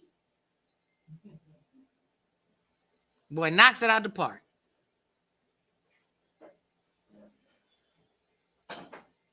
And the Most High deals with Hagar like, yo, this ain't got nothing to do with you. I hear you. You gonna be straight. Don't worry about it. Because I know she beefing, but I got something set up right here. Why? Why did it have to be? Now, okay, before we get there. Read chapter 17. Let's jump down. Chapter 17 and verse 1. Take it from verse 1. Read. The book of Genesis, chapter 17, and verse 1. Mm-hmm. And when Abram was 90 years old and 9, Mm-hmm. the Lord appeared to Abram Mm-hmm. and said unto him, Mm-hmm. I am the Almighty God. Walk before me and be thou perfect. Oh, actually, watch this. Give me verse 16. I just want for reference sake of chapter 16 and 16.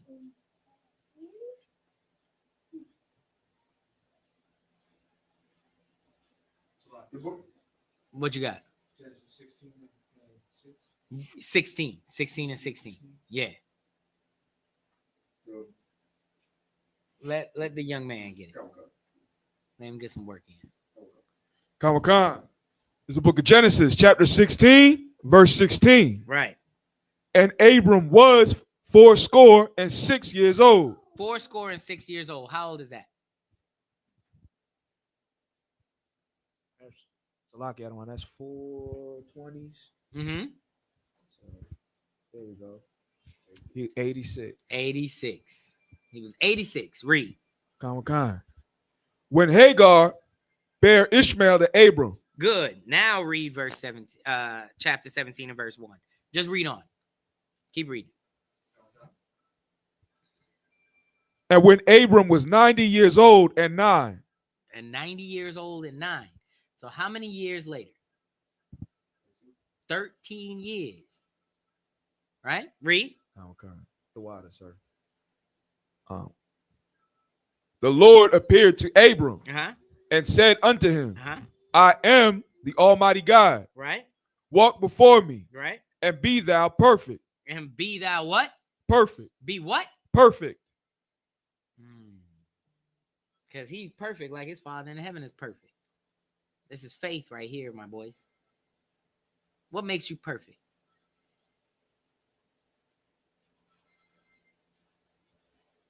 Salaki, sir. What you got? Follow the laws, statutes, and commandments. Damn right. I need a scripture. Prove it.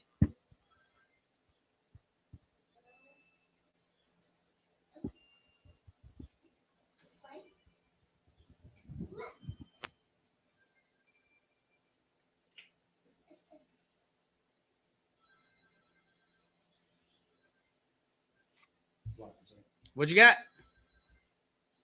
Matthew 5:48. You can read it, but that ain't the answer. Read it. Go ahead. Khan. This is a book of Matthew, chapter 5, verse 48.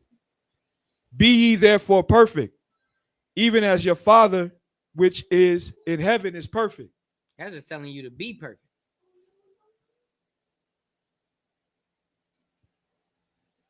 That didn't tell you what perfection is. And that's what I asked you. What is perfection? And you answered. What was your answer? Salakia, sir. Uh-huh. My answer was perfection. What was perfection? Yeah, what is perfection? Following the law, statutes, commandments. Keeping the laws, the statutes, and commandments. That's absolutely right. I just wanted a verse. You didn't pull that out your ass, did you? Sir. La, you ain't make that up. Because here in the I.S.U.P.K, we don't make up nothing. Right. And if you answer the question right according to the Bible, guess where that answer is? In the Bible. In the Bible. And that's what I need. I need that answer in the Bible. What we got, Akim? Come on. Come on. You got this?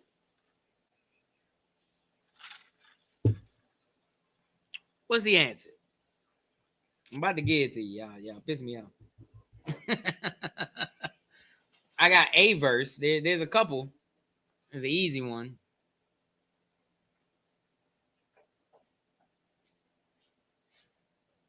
Go to Psalms 19 and verse 7. Because I'm going to show you what your perfection is. Salakis are verse 7. Khan. It's the book of Psalms, chapter 19, verse 7. Mm-hmm. The law of the Lord is perfect. The law of the Lord is what? Perfect. What's the law of the Lord? Perfect. And what does it do? Converting the soul. That's what it does. That's what makes you perfect. This law converts you from dirty, nasty, sinful, death, and converts you into life, perfection, connected with the Most High. You see that? Most High in Christ. That's what we get it. It's in the Bible. Know that. It's in the Bible. Right? Now let's jump back to chapter 17 in the book of Genesis. Right? Because he was told to be ye therefore perfect, like your Father in heaven is perfect, right? The water for that. And then what? So if you're perfect, if he is perfect, right? What happens? Read verse 2. Verse 2. And I will make my covenant between me and thee, and will multiply thee exceedingly. Go ahead. And Abram fell on his face, and God talked with him, saying, as for me, behold, my covenant is with thee. Okay. And thou shalt be a father of many nations. Okay. Did Abram have a problem believing that? Sir. Why not?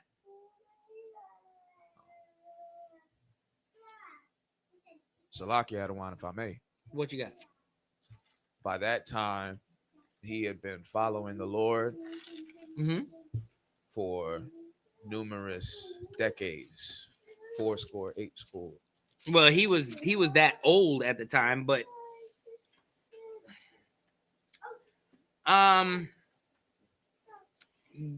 nah, because look at the context right here is in verse 15. In Salakia, in chapter 15. If we read chapter 15 and verse 2. Give me chapter 15 and verse 2, Baba Kasha. We got to jump back. Because I asked you, based on chapter 17 and verse 2, it says, and I will make my covenant between me and thee and multiply thee exceedingly. And Abram fell on his face and talked to God, saying, right? As for me, behold, my covenant is with thee, and thou shalt be a father of many nations. And you said he did not have a problem believing that. And that is right. But then I asked why. Why doesn't he have a problem believing that? Because he did at one point. Khan. That's correct. Salaki Adawan. So this is after the conversation with the Most High about it when he asked. By that point in chapter 17, by that point earlier on in his life, the Most High explained to him that his seed would be would number the star, would be like the stars. Okay. He did tell him that. But he had to tell him that because he didn't see it. He didn't see it happening. He wanted to know how. Right? Because look at chapter 15 and verse 2. Read chapter 15 and verse 2. Khan. This is the book of Genesis, chapter 15 and verse 2. This is 2 chapters before. Khan. And Abram said, Lord God, what wilt thou give me, seeing I go childless? Seeing I go what? Childless. How can I be the father of many nations if I am what? Childless. Childless. Read. Khan.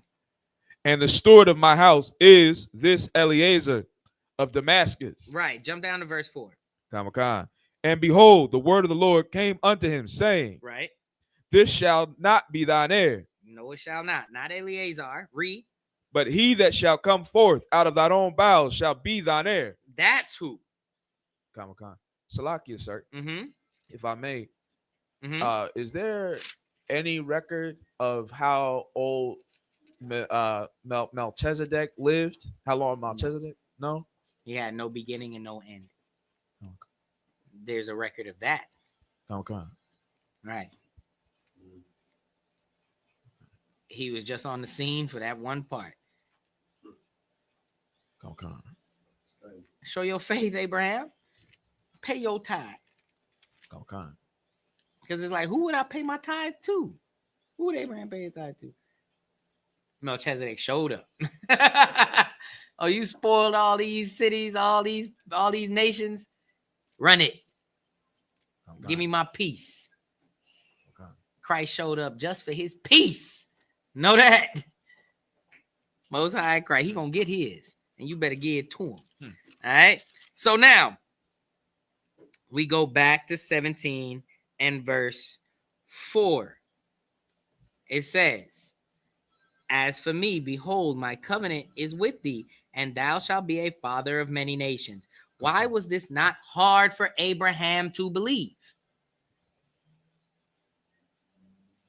Because 2 chapters before, it said, and Abraham said, Lord God, what wilt thou give me, seeing I go childless? What's the difference between then and now?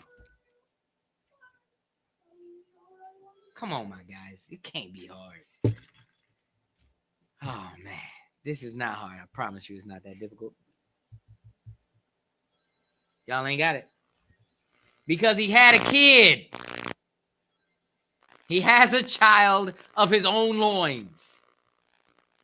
Ishmael was born a few verses before this. We just said the boy was about 13 years old. That's why we did the numbering. For 13 years, he got a whole seed. So this ain't hard for him to believe. Now we go to verse 5. Read. Oh, Salak Adawan, chapter 15. Khan. Verse 5. No. 17. Salaki.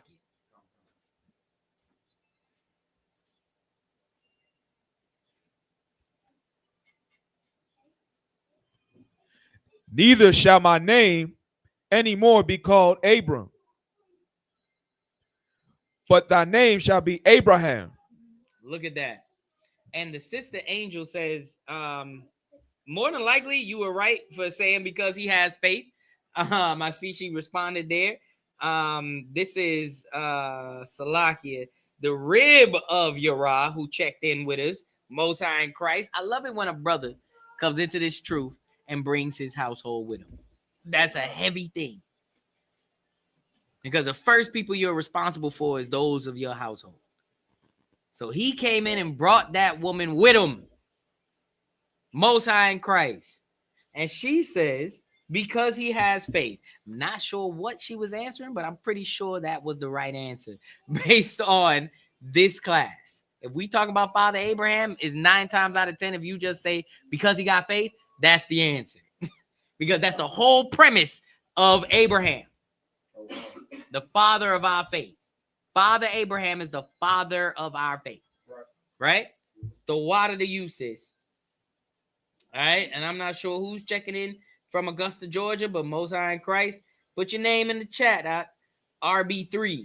Put your name in the chat. Checking in from Augusta. Most High in Christ. So now read verse 5. Salakia, verse 6. So now he got an upgrade. My boy just got an upgrade. He just ranked up from Abram to Abraham. Right? Read. And I will make thee exceedingly fruitful. Mm-hmm.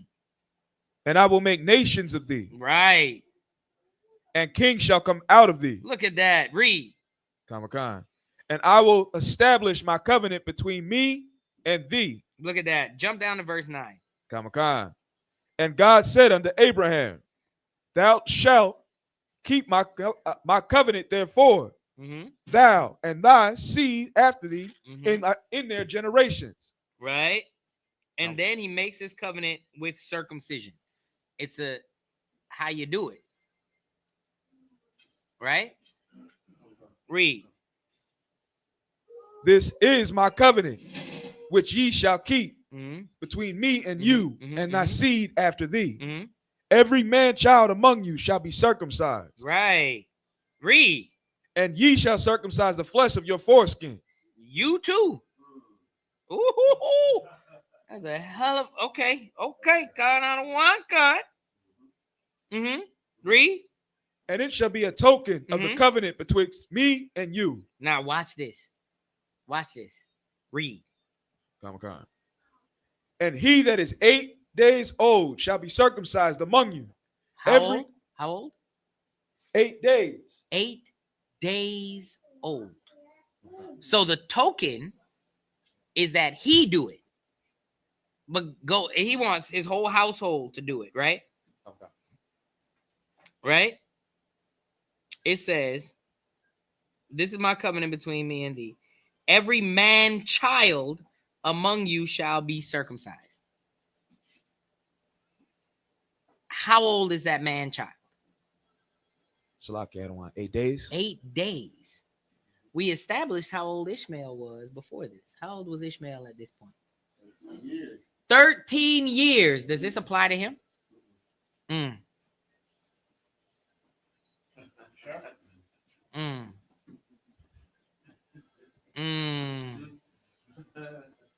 Abraham had to do it as a token. It says every man child among you shall be circumcised. Right? Man child. Adawan. Mawasar. Every man child.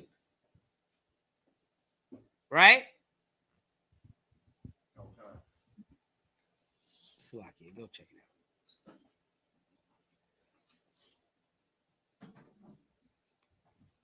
And how old is that child? No. You stay right here. You Tawab. You doing good. Salakia, sir, 8 days. 8 days old is that child. So this 13-year-old child, it does not apply to. All right. And then it goes on to say, read. Salakia, I don't want. Verse 12. We're in verse 12. And he that is 8 days old shall be circumcised among you. Every man child. Go see if you can even figure that out. But actually, task, tell Moses that and you come back. Yeah. Go ahead. He that is born in the house or bought with money of any stranger, which is not thy seed. Right. He that is born in thy house and he that is bought with thy money, right, must needs be circumcised. So you see the difference? There's a difference. Right?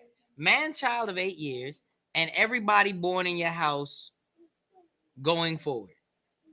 Right?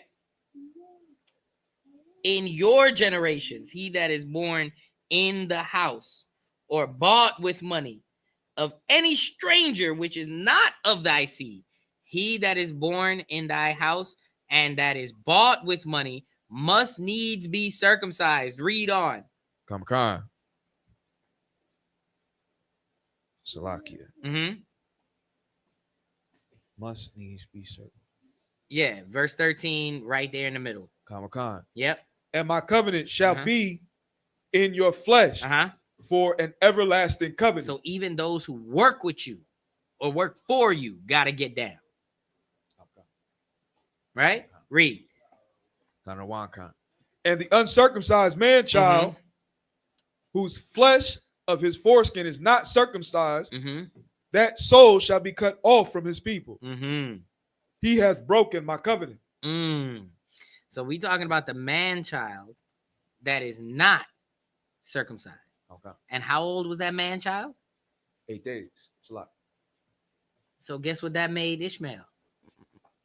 Not cut off. Yeah. He was disqualified. Read. Come on. And God said unto Abraham, as for Sarai thy wife, thou shalt not call her name Sarai, but Sarai shall be her name. Shall her name be. So she even got an upgrade. To be with a priest and prophet, you get an upgrade. Right. I'm telling you, Tazaliah wasn't always Tazaliah. She wasn't born Tazaliah. I got my upgrade, and then she got her upgrade. Right. Most High in Christ to my brother Uriah, right? Because my brother Uriah got his upgrade, and Sister Angel, Salakia, the rib of Uriah, will get her upgrade accordingly. Right. You see that?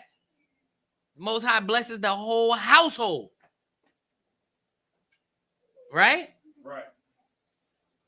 That's the upgrade that everybody get right there. We all get a rank raise. She now a new person. I'm a new person. She a new person. Okay. My sister right here that my brother brought with him, he brought my sister with him. And she shall no longer have her name called Angel, but she will get a name too. Right. It's the pattern. It's the way it works. We do it according to this same system. Here in the I.S.U.P.K. Right. Everything we do is based on this Bible. Right. We don't make nothing up. Right. So now we read on. Read. Come on. Slack at 150. Khan. And God said unto Abraham, as for Sarai thy wife, thou shalt not call her name Sarai, but Sarah shall her name be. Oh, Salakia says, don't thank me, because I ain't do nothing. This is the Most High. Don't thank me, sis. This is the Most High. Stay with your husband. Keep the law, statutes, and commandments. And I see you too, Uriah. Do the same damn thing for her sake. Not just for you, because Abraham wasn't doing it for him. He was doing it for the whole nation that was coming of him. And then when he got the upgrade, she got the upgrade. So now when you, Uriah, do it for your people, not only you gonna get the upgrade, but she gonna get the upgrade too. Right. Most High in Christ to that. And I look forward to seeing both of y'all at the Lord's 56th annual Passover here in Atlanta, Georgia. You coming here. That might be why they even watching class here. They want to see what it looked like down here in Atlanta. That's right. Because this is where they coming for this Passover. Right here in Atlanta. We're going to be at the Marriott Marquis. Right now, we're in 3353 Glenwood Road. You better come here, too. Come check me out at the school. Come kick it with me. Right. My Akim, my Akwathian. You see what I'm saying? My brothers, my sisters. This is where we are. because we got the upgrade from the Most High, from the priests and prophets of the Most High. That's right. Right? Salaki Adawan. Khan Wakan, sir. Khan Wakan.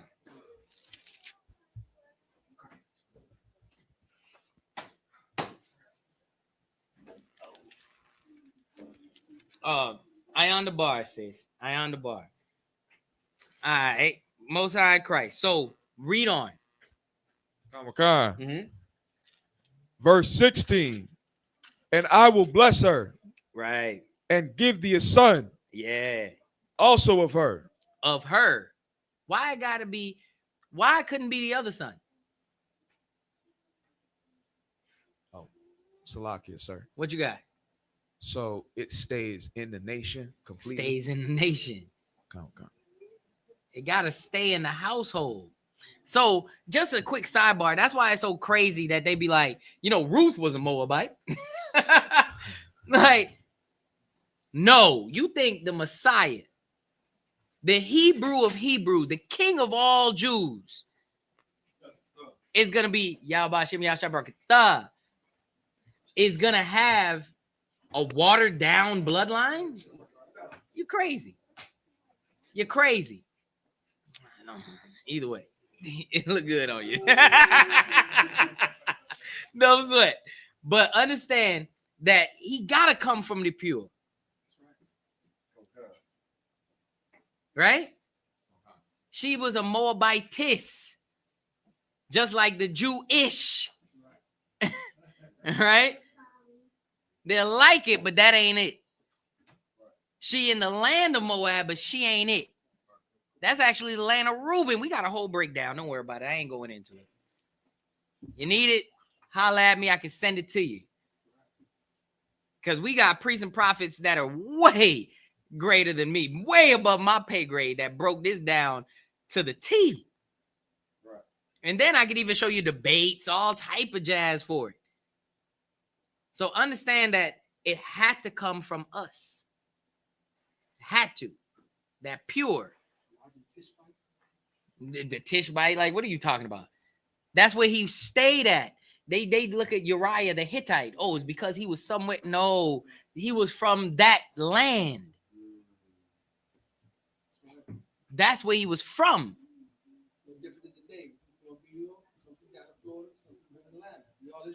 All Israel. Khan. We're all Israel. We see it in Acts chapter 2. Devout men throughout from all nations. But it's still us. That's who we are. So it couldn't have been this bond woman, this handmaid. It couldn't have been. Because he aged out, actually. It's really because he aged out. He didn't fit the criteria that the Most High set. We set the premise. He was 13 when this notion was given, when this law was given of circumcision. This covenant of circumcision was given to the man-child who was how old? How old was he at? Salakia, sir. He was Salakia the man-child the man-child that must be circumcised. Khan. Oh, yeah. It must be 8 days old. Salakia. 8 days old. Khan. 13 years is a little more than 8 days. Just a little bit. Might have missed it by a little. Just a stooch. All right. But he missed it. He don't qualify. So read on. Khan. Mm-hmm. Yea, I will bless her, mm-hmm. and she shall be a mother of nations. Go ahead. Kings of people shall be of her. Go ahead. Khan. Then Abraham fell upon his face, right, and laughed, and said in his heart, shall a child be born unto him that is 100 years old? And shall Sarah, that is 90 years old, bear? Go ahead. Khan. And Abraham said unto God, oh, that Ishmael might live before thee. You see what he did there? What did he do? What did he just do?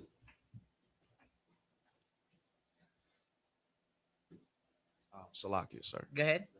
He's basically acknowledging that Ishmael is out of the running. No, that's not what he did. And Abram said unto God, "Oh, that Ishmael might live before thee." When he's told that he's going to have a child of Sarah, right? Because that's what he was told. And Sarah, it says, Salakia, and I will bless her and give thee a son also of her. Yea, I will bless her, and she shall be a mother of nations. Kings of people shall be of her. Salakia. So what is he saying here? Why did he say Ishmael live before thee? Why did he say that?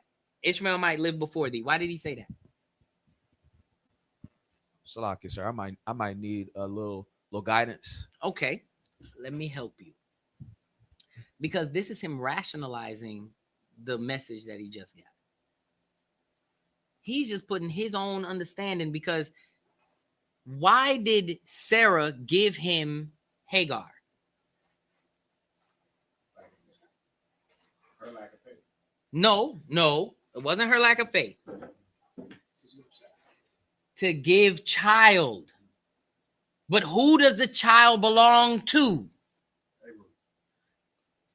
It belongs to Sarah. Because the handmaid belongs to who? Because if my money make money, whose money is that? Is it my money's money? No, it's my money. If my servant tills my land and brings forth all this fruit, whose fruit is that? It's my fruit. So he's just rationalizing what he's told. Oh, he can't mean, he's thinking to himself, he can't mean my old ass with this one who ain't give me kid yet. He must be talking about this kid that's 13 years old that kind of aged out of this circumcision thing that he just talked about. He must be talking about him.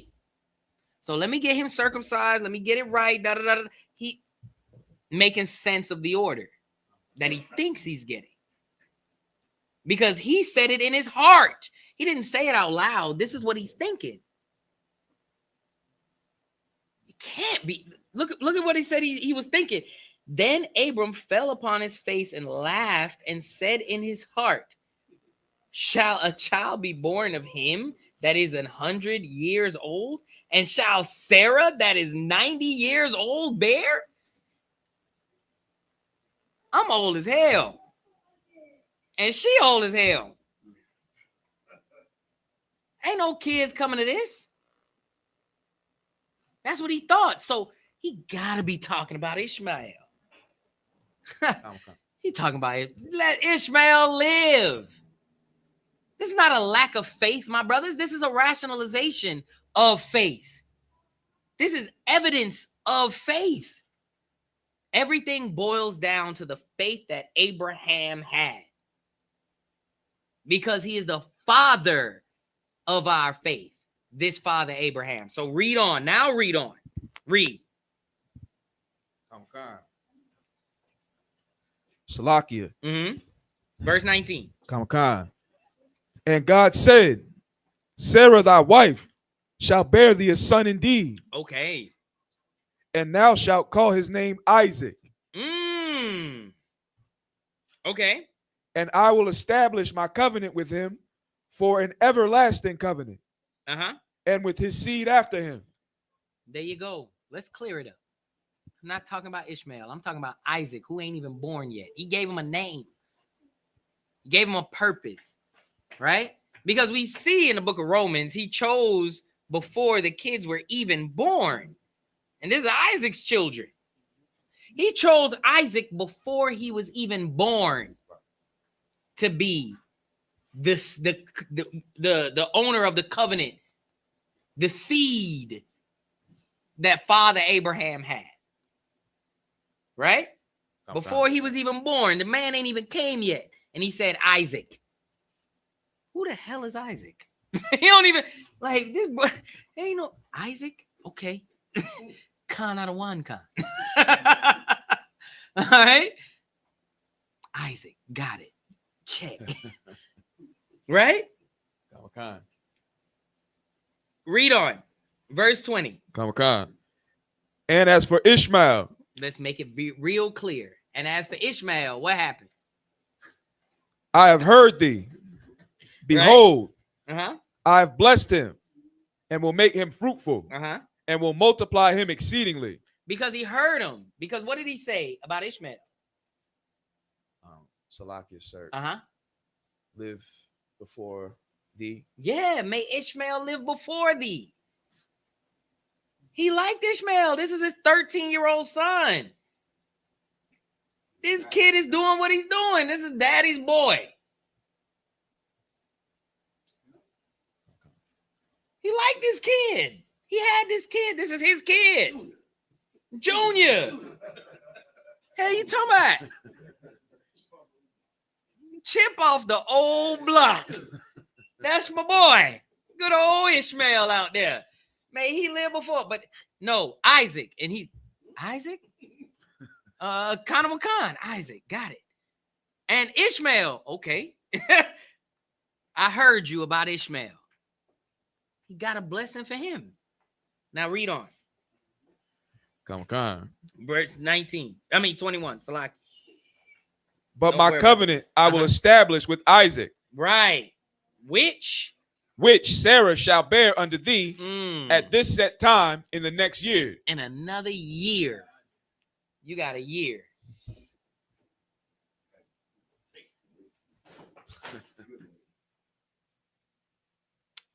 And what happened?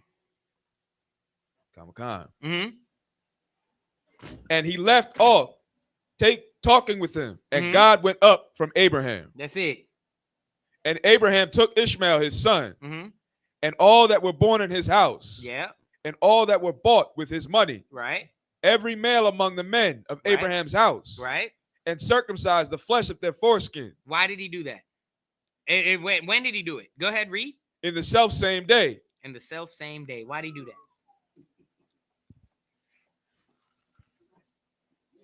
Why did he do that? Salakia, sir, because he got the order. He got the order. Because he was given the order. He ain't gonna wait. He made haste to follow that order. In the self same day. Give me the order. I'm gonna follow it. Right. Ask these priests and prophets right here. We get these orders. What time is it? 9:20. I can get an order at 9:21. Okay. By 9:22, I'm working on that order. Brother just came back from an order. Almost missed class because of an order. Less than 24 hours. I got the order at such and such a time, and I got to finish the order before such and such. Orders are orders. Okay? You get the order, you make haste. This ain't no wait. You available, Lot? Kind of. And we gonna do the order. That's what we here for. That's what we about. Because the father of our faith did it in the self same day. Right. Now we talking about orders like give a report, orders like go hand out flyers, orders like clean the school, paint the back, fix this up, trash this out, do this, do that. This man is cutting off the foreskin of not only his Johnson, because he had to do it too, right? But of all those that were bought in his house, that he made, Ishmael, his son, everybody getting down right now. And they followed his orders. Orders go down because he got the order, and this is a heavy thing though. This is a heavy thing. The kind of leadership that Abraham is showing here, The kind of leader that the Most High made Abraham is not the leader to say, hey, y'all go get circumcised. Right. Tell me how that go. I need this order completed, but in 24 hours. Go get that done. Abraham went and was like, okay, now I need all y'all to do that too. Right, that's right. Everybody, shit. Con on the one con. It's different. My brothers, now understand, I'm talking to certain brothers here. My brothers that are in Hebrew Academy is a different thing when you told to do, when you told to drop. Come.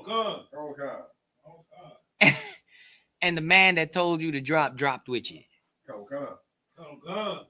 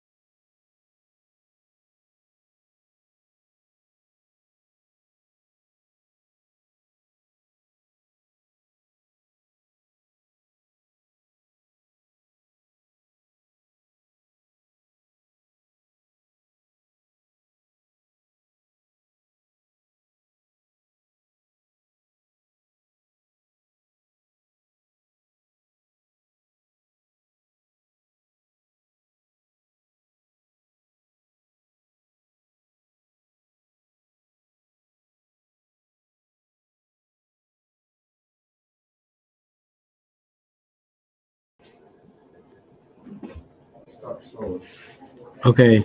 Somebody check the YouTube, see if we back up.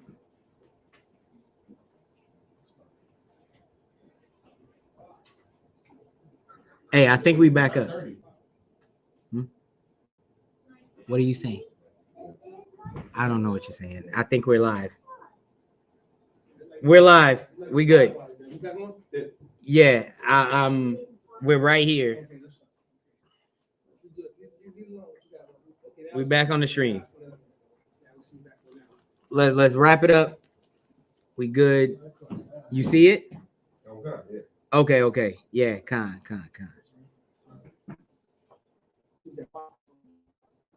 Something wrong with the router. Yeah, I figured. I'm using my mobile hotspot, so I'm running it from the laptop. All right, we back.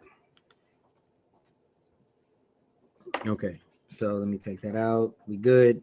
Okay. Salakia, I got derailed. So we were talking about leadership.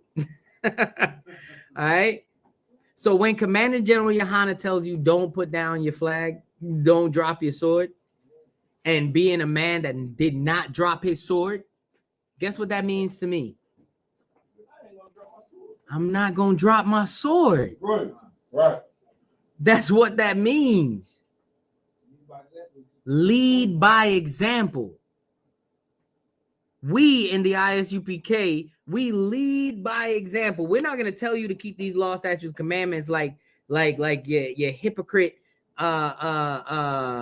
fake Israelite, not Salakia. Your pastor don't even tell you to keep the law, statutes, and commandments. Right. We established that before. With their lack of faith tells them that they will not surely die. Right. Even though the Bible tells you, you keep the law to live, you turn away from it and you die. And they tell you, nah, you ain't gonna die. You got grace. You good to go. Lord will forgive you. 70 times 7. They take that so much out of context. I can't believe it. We're not going into that. However, your fake Israelite group will tell you, keep the law, statute, commandments, put fringes on the bottom of your shirt, and then turn around and unalive one of our own for the sake of taking a Hamite into the school. Not even our people.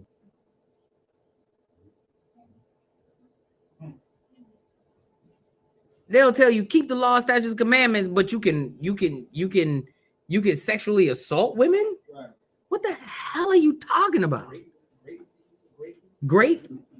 Oh yeah, S.A. I'm Salakia. Marry a 12-year-old, all type of nonsense they tell you. Bro, come on. They tell you, hey, keep the Sabbath day, but they have no brotherhood, and I've seen it for myself. Right. Don't forget, wait till it goes midnight. When you turn 18, then you can make her. Ooh, that was a new one. Hey, if your wife don't want to give it to you, just take it. Look, they got hella doctrines out here and these fake Israelite groups. That's crazy. I ain't gonna hold you. That is crazy. That is crazy. That is crazy. It looked like we might be back online in the big screen. Most High in Christ. Okay.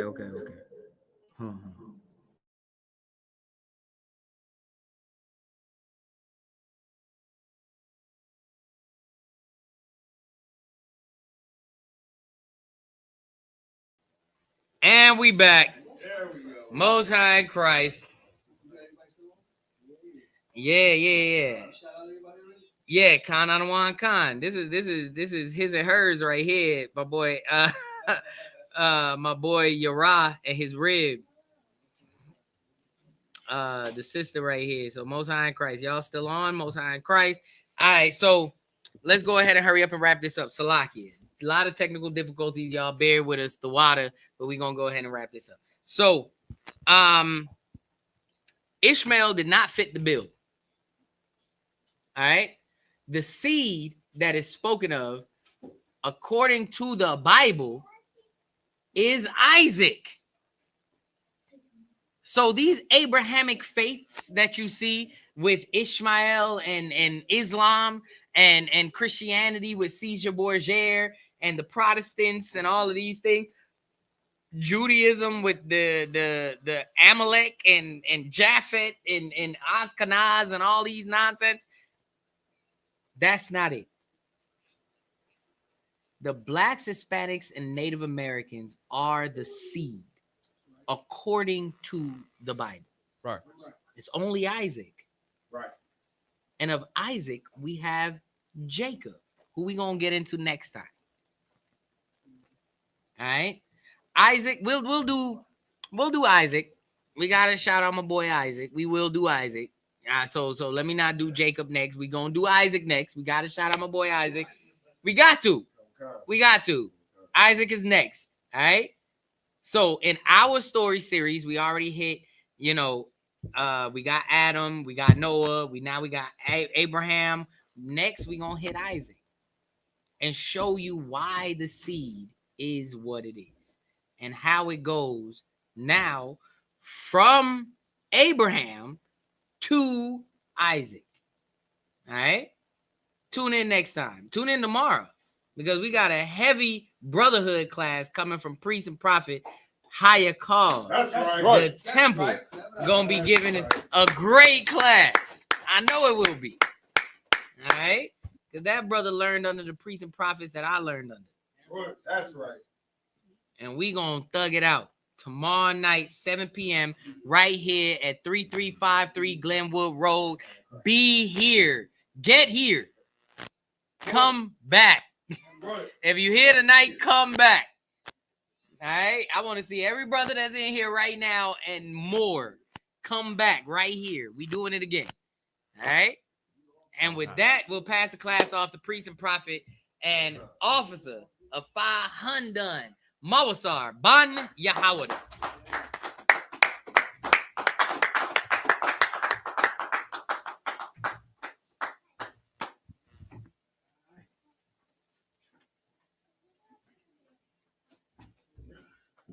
Get a powerful priest another hand. We're keeping the hell a quiet class.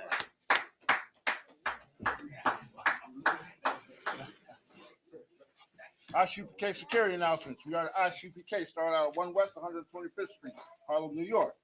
Rule for new brother and sister. Rule for new brother and sister. When a new brother or sister comes into the school, they are off limits for 6 months. They are here to be saluted only. They are here to show themselves to the world. If they need transportation, the teacher will arrange it. After 6 months, if a brother or sister has an interest in a particular person, he or she must get permission from the head to speak to a brother or sister.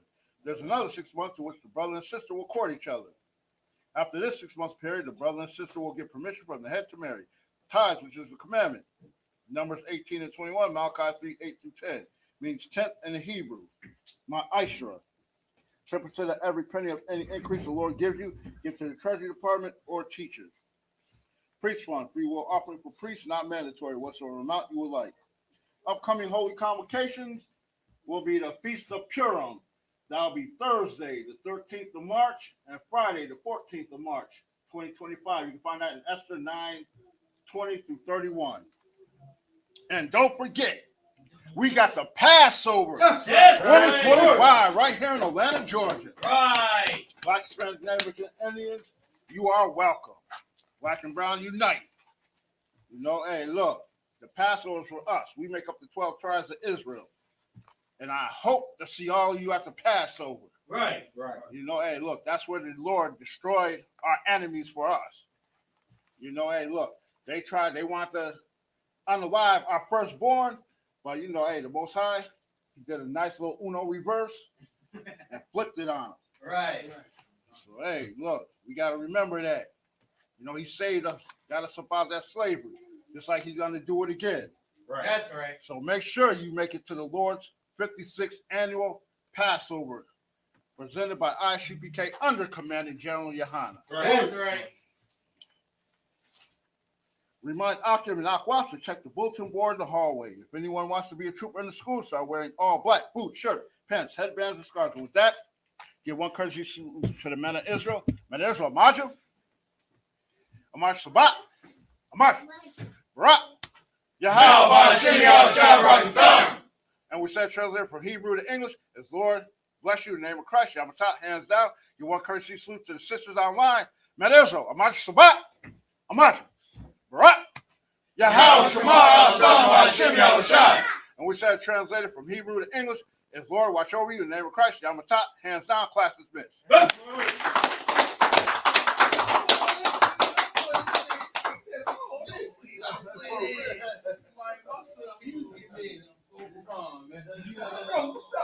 To Atlanta.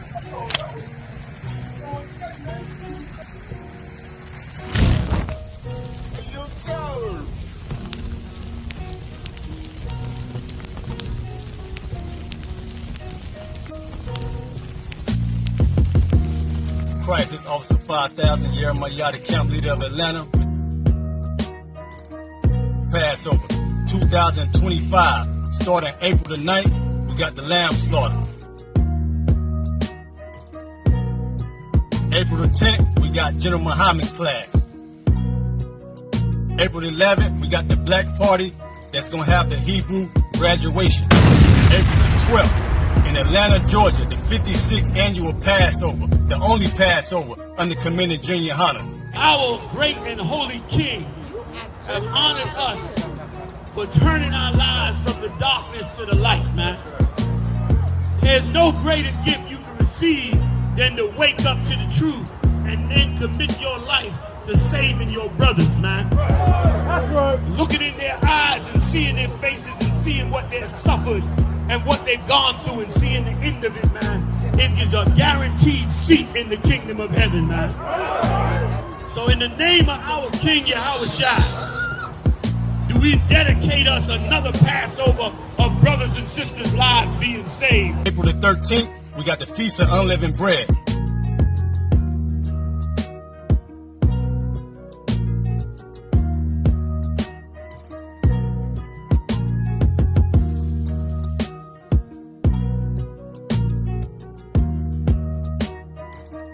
Shalom.